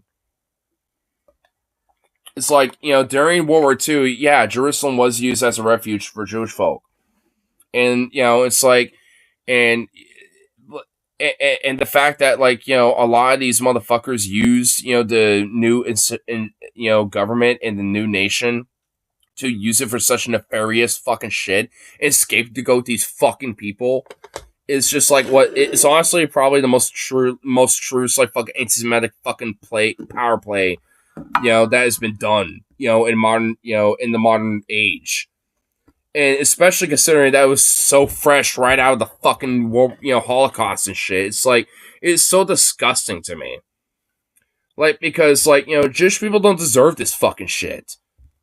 Like, I mean, because they deserve, to have a place to call home. But like, I mean, like anybody else, like everyone deserves to have a place to call home. Like, but I mean, this is not the way. This isn't it. And, you know, to scapegoat these fucking people, you know, over this shit is disgusting. I mean, it's horrible. Because the amount of, like, you know, genuine anti-Semitism and genuine, like, hate crimes that are done against Jewish people, you know, over shit like this, I mean, it's fucking endless. It's been going on even before. Okay, holy shit. The power's going freaky fucky on us. But, like, it's been going on for quite some time. Way before the fucking, you know, even World War II and the rise of the Nazis and shit. I mean, sadly, it's been a thing going on since, like, you know, even the age of feudalism. So, I mean, this isn't like, you know, an old tale. I mean, that's what's fucked with it. They've always been a scapegoat for this shit. It's fucked. That's what, you know, grinds my fucking gears about, like, what's going on at this fucking conflict. Like, it really genuinely makes me fucking mad knowing that, like, there's even, you know, people who are ostensibly, like, even against this shit, who are willing, due to the exculpatory tit-for-tat shit, like we were talking about earlier from this morning when I was having my coffee and stuff, right? Like, we were talking about this. Like, I mean, there are motherfuckers who are willing to justify certain elements of, like, the escalation of this genocide, like the Houthis doing their piracy or whatever, like, you know, over the fact, you know, that it's somehow, like, detached from it. And, like, it just isn't. I mean, this is all a part of the tit-for-tat fucking escalation of, like, establishing a fucking holy state that, you know, these Zionists are trying to push. And it's, you know, really honestly going to lead to a potential fucking global conflict. I mean, you know, a lot of people thought Trump was probably going to do it. Nah, it's Netanyahu. It's these hardcore fucking fascistic Zion Nazis piece of fucks, you know, that are doing this shit. It's been a long-term project that they've been slowly building up to. And they know they can easily get away with it now because, like, they've been having the green light for a long time and they've been trying to see how far they can push it. And, well, they're going all in now. Netanyahu's, you know, confirmed for sure that he's going to at least keep going until the end of the fucking year, until 2025, and probably longer than that. Unless, you know, someone decides to step the fuck in, which no one in the United States is going to do that. Trump nor Biden will ever do that shit. In fact, they're going to continue that green light and let it continue to escalate. And potentially, you know, escalate the conflict further into a global, you know, problem. Not just, you know, in the sense of, like, piracy happening here or this and that, like, fucking war. I mean, it's like the 2 minutes to midnight shit is genuinely closer than, you know, than even the Ukraine war. People thought that that's when nuclear war was going to happen. I didn't think it was going to happen there, but this fucking shit, though, I mean, this is the kind of one of the few times where I'm like, shit might really pop off, huh? Like, this is one of the few times where I feel like that's where shit's going to happen. Like, people thought with Russia of Ukraine that was going to happen, and honestly, there's been other conflicts where people thought that, but this one, I don't know. This one feels a little fucking different, and I don't like it. Especially considering that we really got no choice but to ride the fucking wave. No matter what, we're fucked on this one. Listen, even the water, even the electricity is controlled by Israel. They don't have. I'm not asking you about Gaza. I'm asking you about the Middle East. To be clear, you want to focus on Gaza and then you want to turn it back on Israel. I'm asking you specifically. I'm sorry. Let's not talk about Israel if that will make you a little bit nervous. We can talk about Israel for the next 2 hours. Other countries in the Arab world, so we can prove that Arabs could be bombed at any time because we're fucking poor.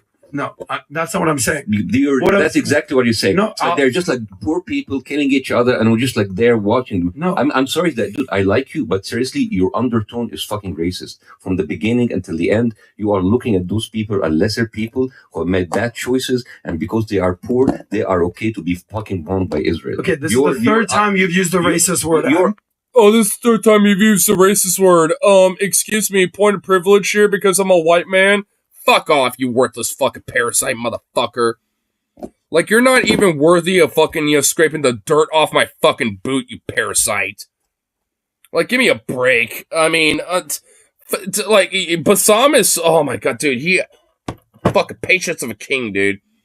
I would straight up would have stood up on that, from that chair and be like, you know what? Like, let's fucking go, dude. Let's fucking go. Because you look like a, tough guy. So let's fucking do it. Man to man, mano a mano. Let's see who really fucking, has got, like, the true superior genes, bitch. Because I got the blood of the Irish, and luckily, every fucking Irishman and Irishwoman and every other Irishman, Irish folk in between, luckily they stand with the fucking Palestinians. In fact, they did announce, fucking America so much that they are just like, nah, we're done with you. So, like, the Irish are done. Like, they're like, nah, fuck you, America. Like, so the Irish will always be fucking based and always will understand the plight of the fucking Palestinian. And luckily, I got that Irish blood in me, laddie. Got that Irish blood. So it's like, I mean, if anything, it's like if there's any like ethereal fucking bullshit, going on with that, it's like, hey, at least the Irish blood probably calls, the name of this shit. Said that Listen to me. Your undertone is very, very, very offensive for this. So when I read stats, yeah, you don't like my tone when I read stats? Yeah, because you're cherry picking them and using them for your fucking racist agenda, you fucking dog. Stats basically telling people, like, you see, because they're rich, they got this to themselves. The rich people are better, the poor people are okay, so we can have to kill them every now and then. That's not what I said, and you're putting words in my mouth, and it's actually super disrespectful. I'm reading stats to you. I'm saying, how can we uplift the poor countries in the Middle East? Ignored the air and I randomly punched someone in the police had the nerve to call that assault. Can you believe them? Ugh. Wow. The audacity. How can Remove we turn the blockade? That's number one. No. I said the Middle East, funny guy. Remove the blockade. I said the Middle East. You're talking. Oh, Middle East, funny guy. I got oh my dude, the urge to make his face a pancake. A delicious strawberry creme brulee pancake, dude, is so strong. Like I said, I really am having a... Dude, honestly, I could really genuinely say way more about this guy, but I just can't. I really honestly can't. Because it would not be TOS. It would not be good. Like, it sounds like a bad GPU, bro. Oh my god, he sounds like a fucking dude, an AliExpress Jordan Peterson. Oh my god, there was something about his voice. I wasn't really wanting to point it out, but you nailed it, dude.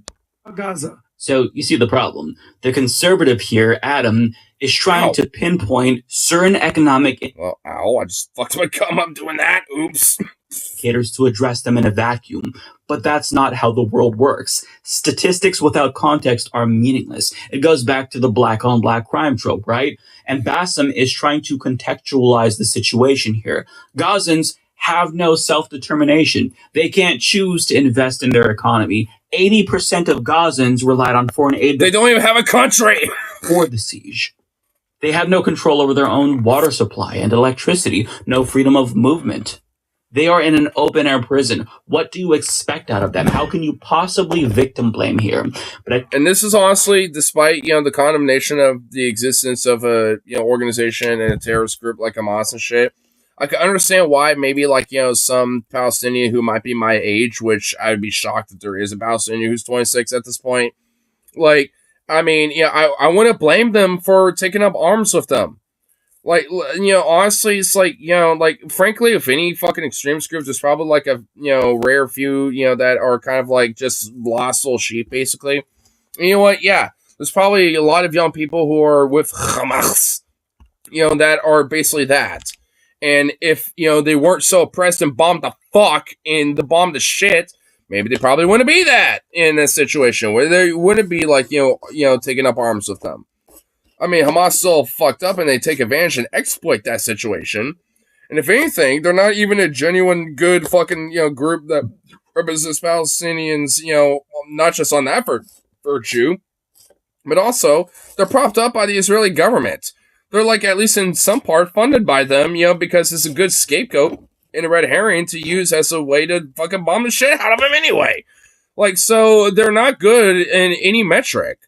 Like, so, but the fact that there might be, like, a few of them here and there, that might, just legit be kind of lost sheep, just so, like, I don't know what else to do, so I'll just, grab an AK and join Hamas, basically. Like, it makes sense. It's not good, it's not right, but, what the fuck do you expect out of them? Same thing with the Houthis and shit. Like, when Hassan interviewed one of them. Like, yeah, he's, like, 19 fucking years old.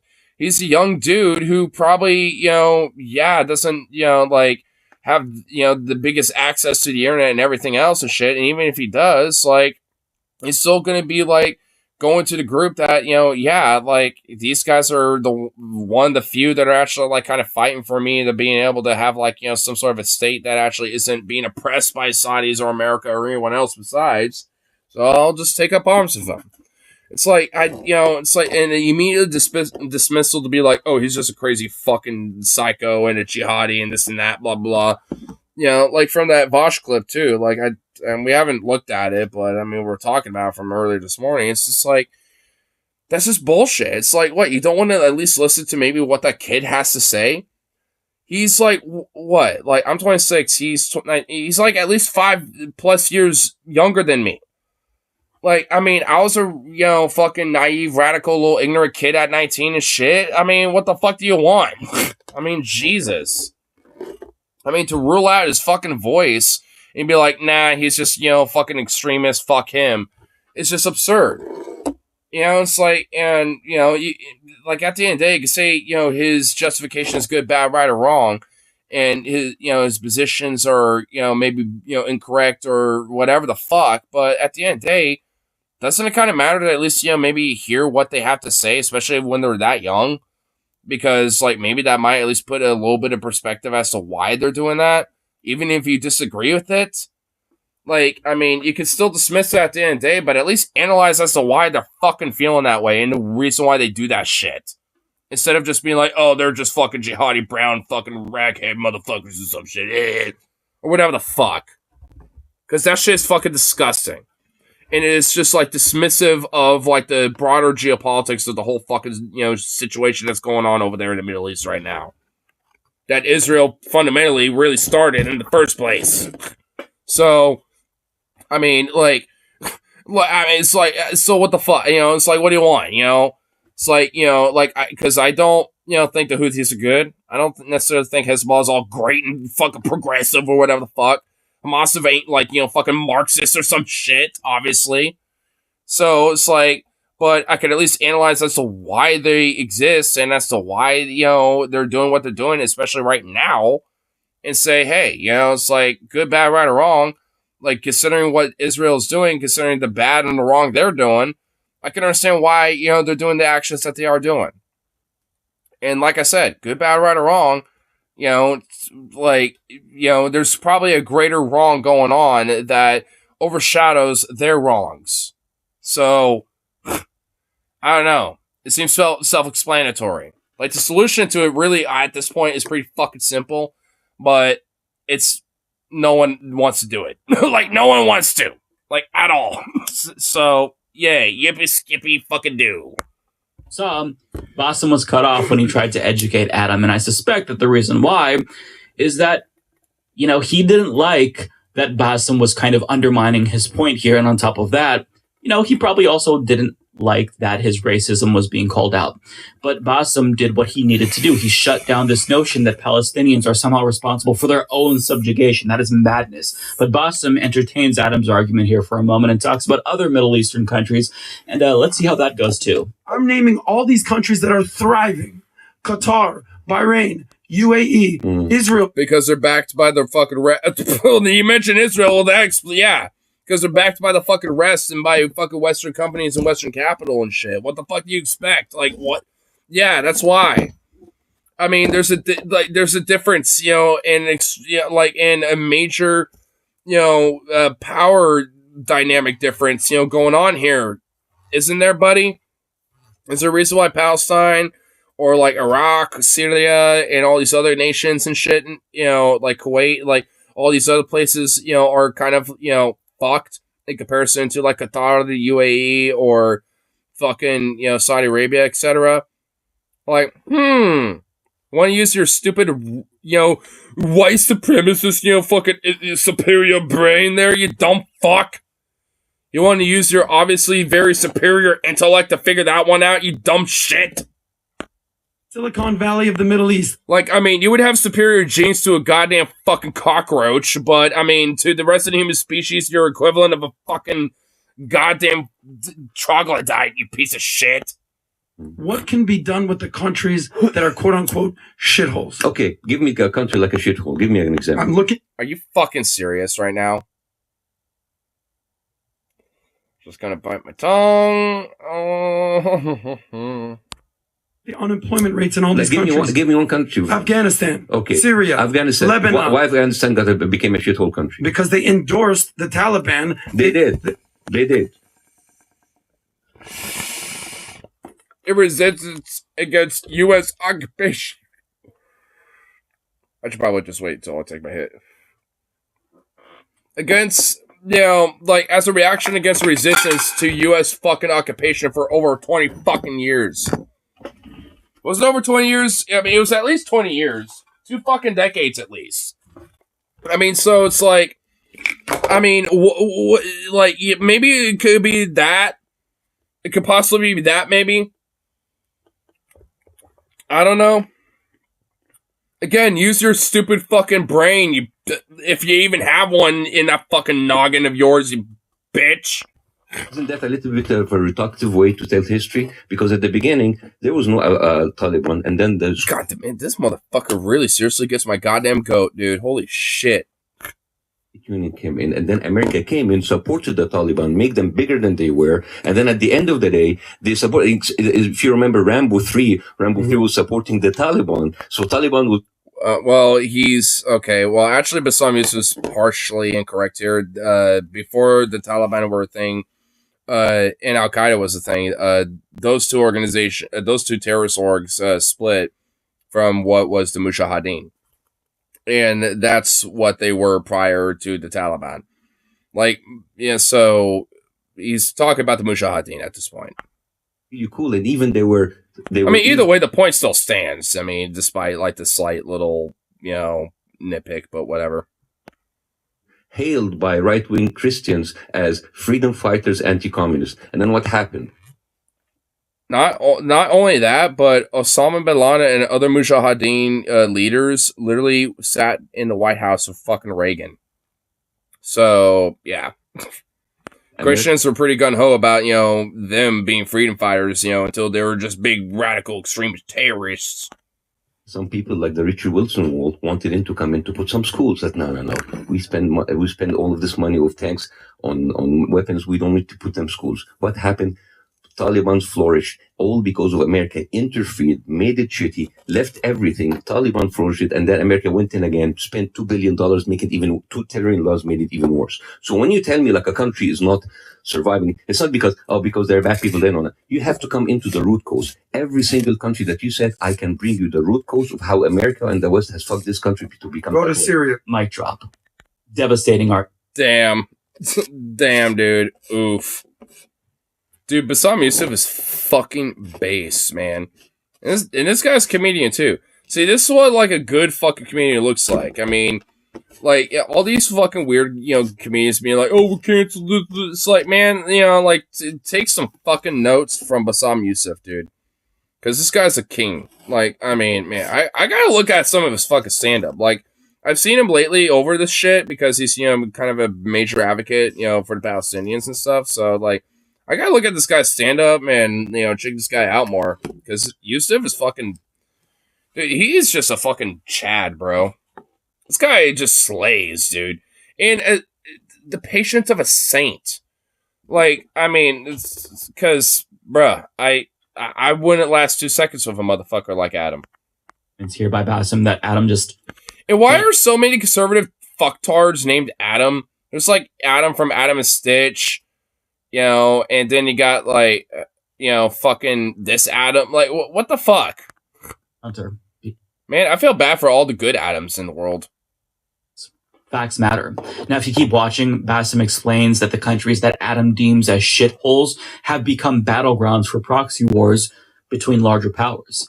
These are details that literally matter. You can't disaggregate specific statistics from the overall situation. The context matters here.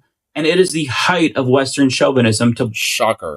blame these countries for the predicaments that they're in while not acknowledging the ways that our Man, I want Vosh, honestly, to go on to Left's Mafia so these motherfuckers like Mike, David Dole, Matt Bender, so these guys can kind of humble him a little bit, because holy shit, I mean, I know they would have a back and forth over this. Like, I know they would, because, I mean, he will make certain excuses, where, like, this whole Western, chauvinistic, fucking imperialistic, reaction to the Houthis, for example, is justifiable, but, it's because it's just totally detached from the, just, like, going on in Palestine there, my guy.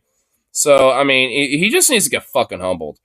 Like, I mean, I bet if I like had a beer or two with Vosh and whatever, just hitting him up and just chatting, 1-on-1, like, I'm sure it would be fine, but like, just talking about what the fuck ever. But man, like, he needs to get humble on some fucking shit, dude. Like, cause he can really be a pompous, smug motherfucker sometimes, and he just needs to just like check himself, like, honestly, cause like, goddamn, dude. I mean, he's not really as, like, sophisticatedly nuanced as smart, my dude, as he thinks he is. I mean, he is a smart guy, but, I mean, it's like, the smugness, I think, really gets in the way of the fact where, in the parts, where he genuinely lacks. In the places where he's into, like, genuinely kind of lacks in a little bit when it comes to some of these things. Because, like, man, you're not, like, all that in a bag of chips, okay? Like, I mean, like, you're a bag of chips, and you're tasty and you're good, but, like, you ain't all that. Like, if you want to be all that in a bag of chips, I mean, you gotta humble yourself a little bit there, bud. Destabilize these countries. Geopolitics matters. Imperialism matters. The context matters. And that's what Bassem is providing Adam with. Well, Mike Figueroa, have you ever considered that you're just saying America bad and nuh-uh? And it's not just the Middle East that the United States has destabilized. U.S. imperialism has destabilized so many Latin American countries. So many.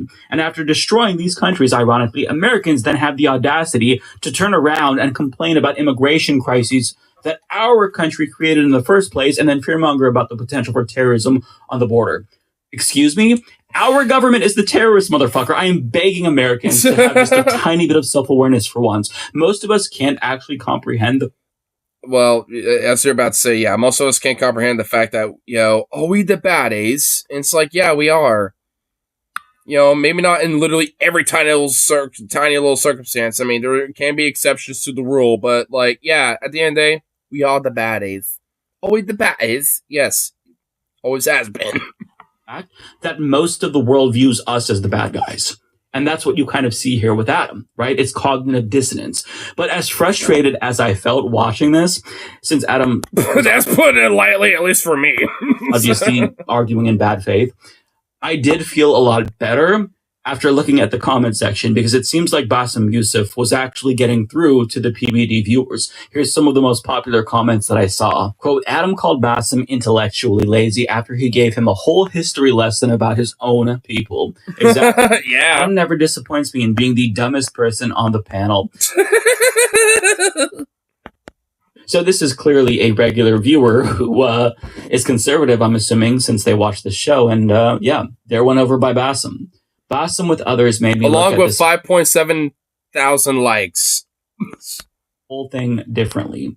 Once you research how much influence of foreign power Israel has over the U.S. and UK... Thank fuck there was not triple parentheses.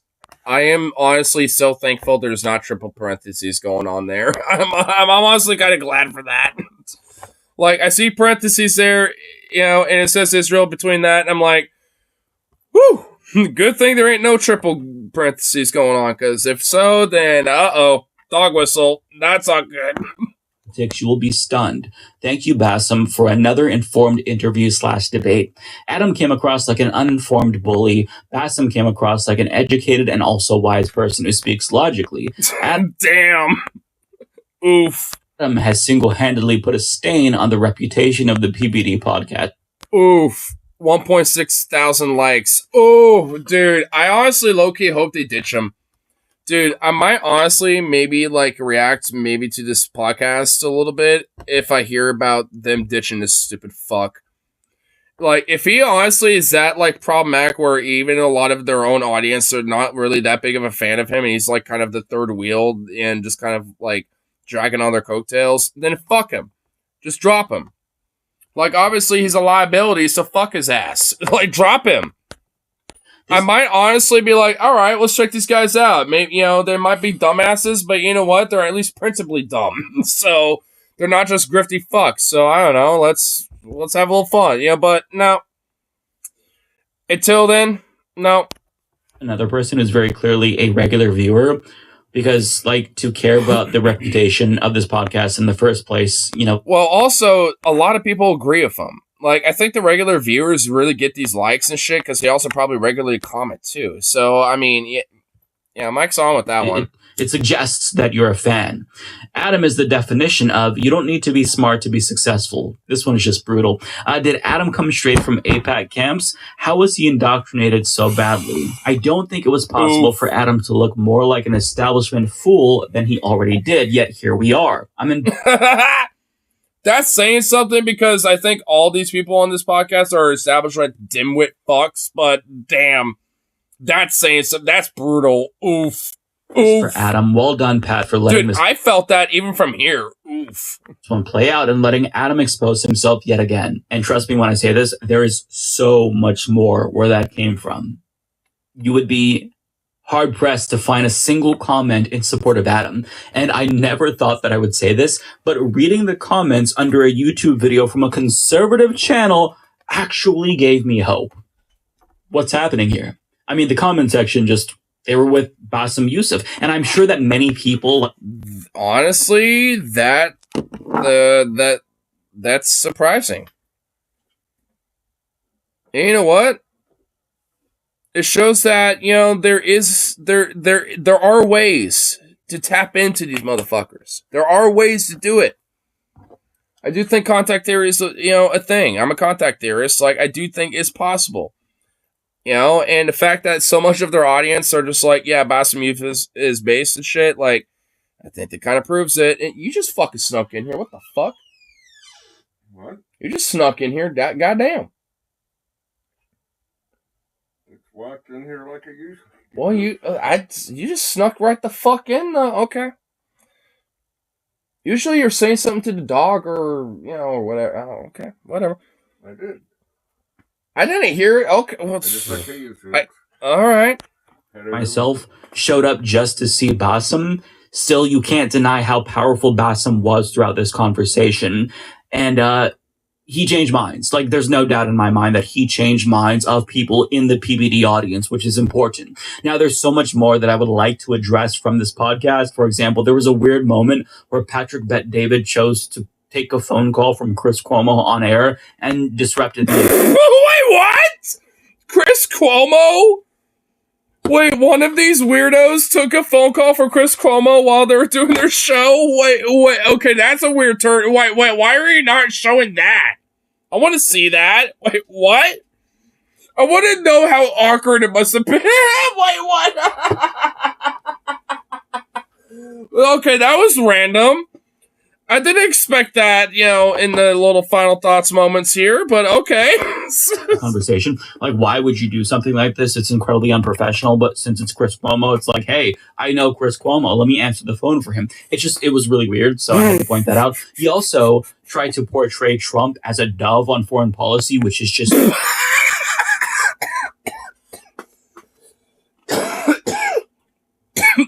A dove, he was not. Delusional to me. But I mean, if we keep going, we're going to be here all day. What we talked about here in this video, in my opinion, is the most important because the way that Bassem discusses Israel, Palestine, is how you want to discuss it as well. Because this is the blueprint that you need to actually change hearts and minds and shift the dialogue here, which matters the most, in my opinion, currently when it comes to these types of debates. So I'll link you to the full thing just in case you want to watch it. But if... What?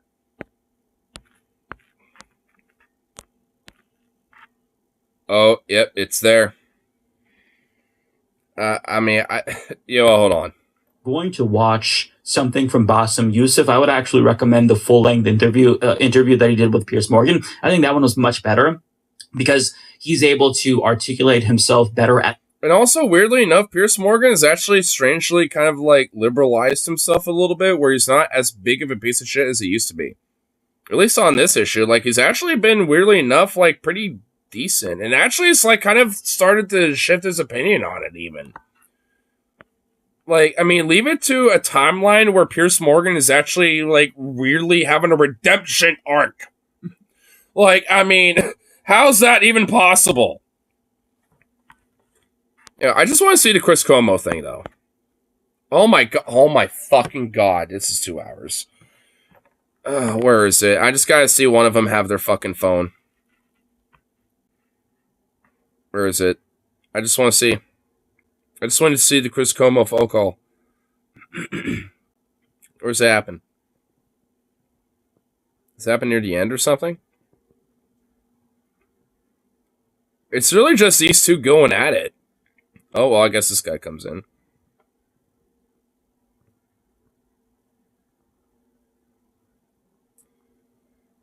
Where's the phone call? Okay, well, maybe there's a comment?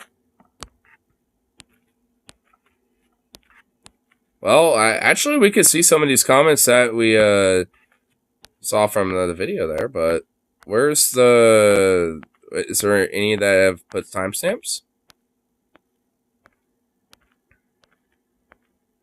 None of them at all. Really? Seriously? That's fucking lame. Wow. Lame. I was hoping there would at least be a timestamp or something. Why in the fuck does this podcast have 1.59 million subscribers? Oh my god. Bruh. Oh my god. Oh. Oh. Bruh. Why is the pay to be a fucking, like, right-wing piece of fucking soulless shit? So, like, what the fuck, dude? Ah, yeah, fucking yay. Take the gamble with the Streamlabs. Yay, okay, cool. I guess Streamlabs working perfectly fine tonight. Instead of earlier this morning, or fucking the other night, or whatever the fuck. This fucking app, dude. Schizo shit, dude. I don't like it. I don't like that. It's kind of a little bit of bullshit.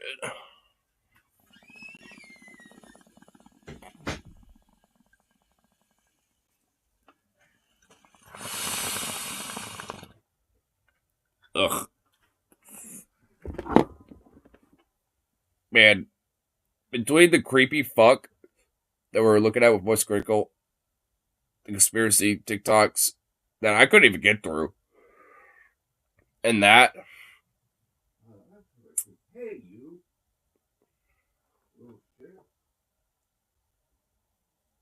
Hey, you little shit. Wait, what? Wait, what was it? Oh, wait. There's one of them wandering around out there, and it's what? I'm not sure if it was inside by the door. Little fucker. Probably trying to get inside for warmth, that little bat. Nah, you're staying out there, little fucker. I know we still got one in here somewhere, but these little pricks. Probably trying to fucking harvest a kiwi.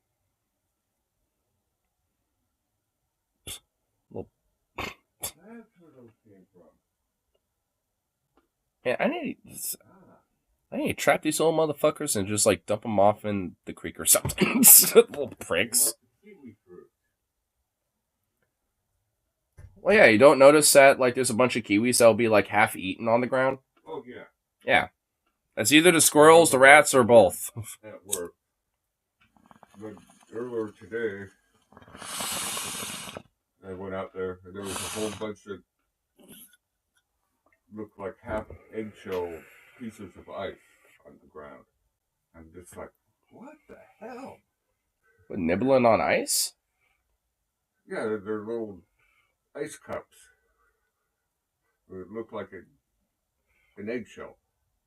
Huh. They're about the same size and shape as half an egg. I'm just like, where the hell did all this shit come from? Huh. Then when I was just looking out there, there's the ice formed around the kiwi fruits. Oh, and it dropped. Okay, I was Wow. like kind of confused a little bit. I was like, huh, what? But that Just like,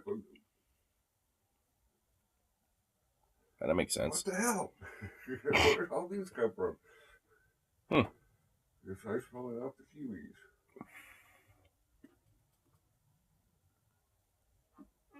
But anyway, I'm gonna get myself some food. So at least I'll go for the rest of the night. So peace out, and I'll see y'all on the next one. So.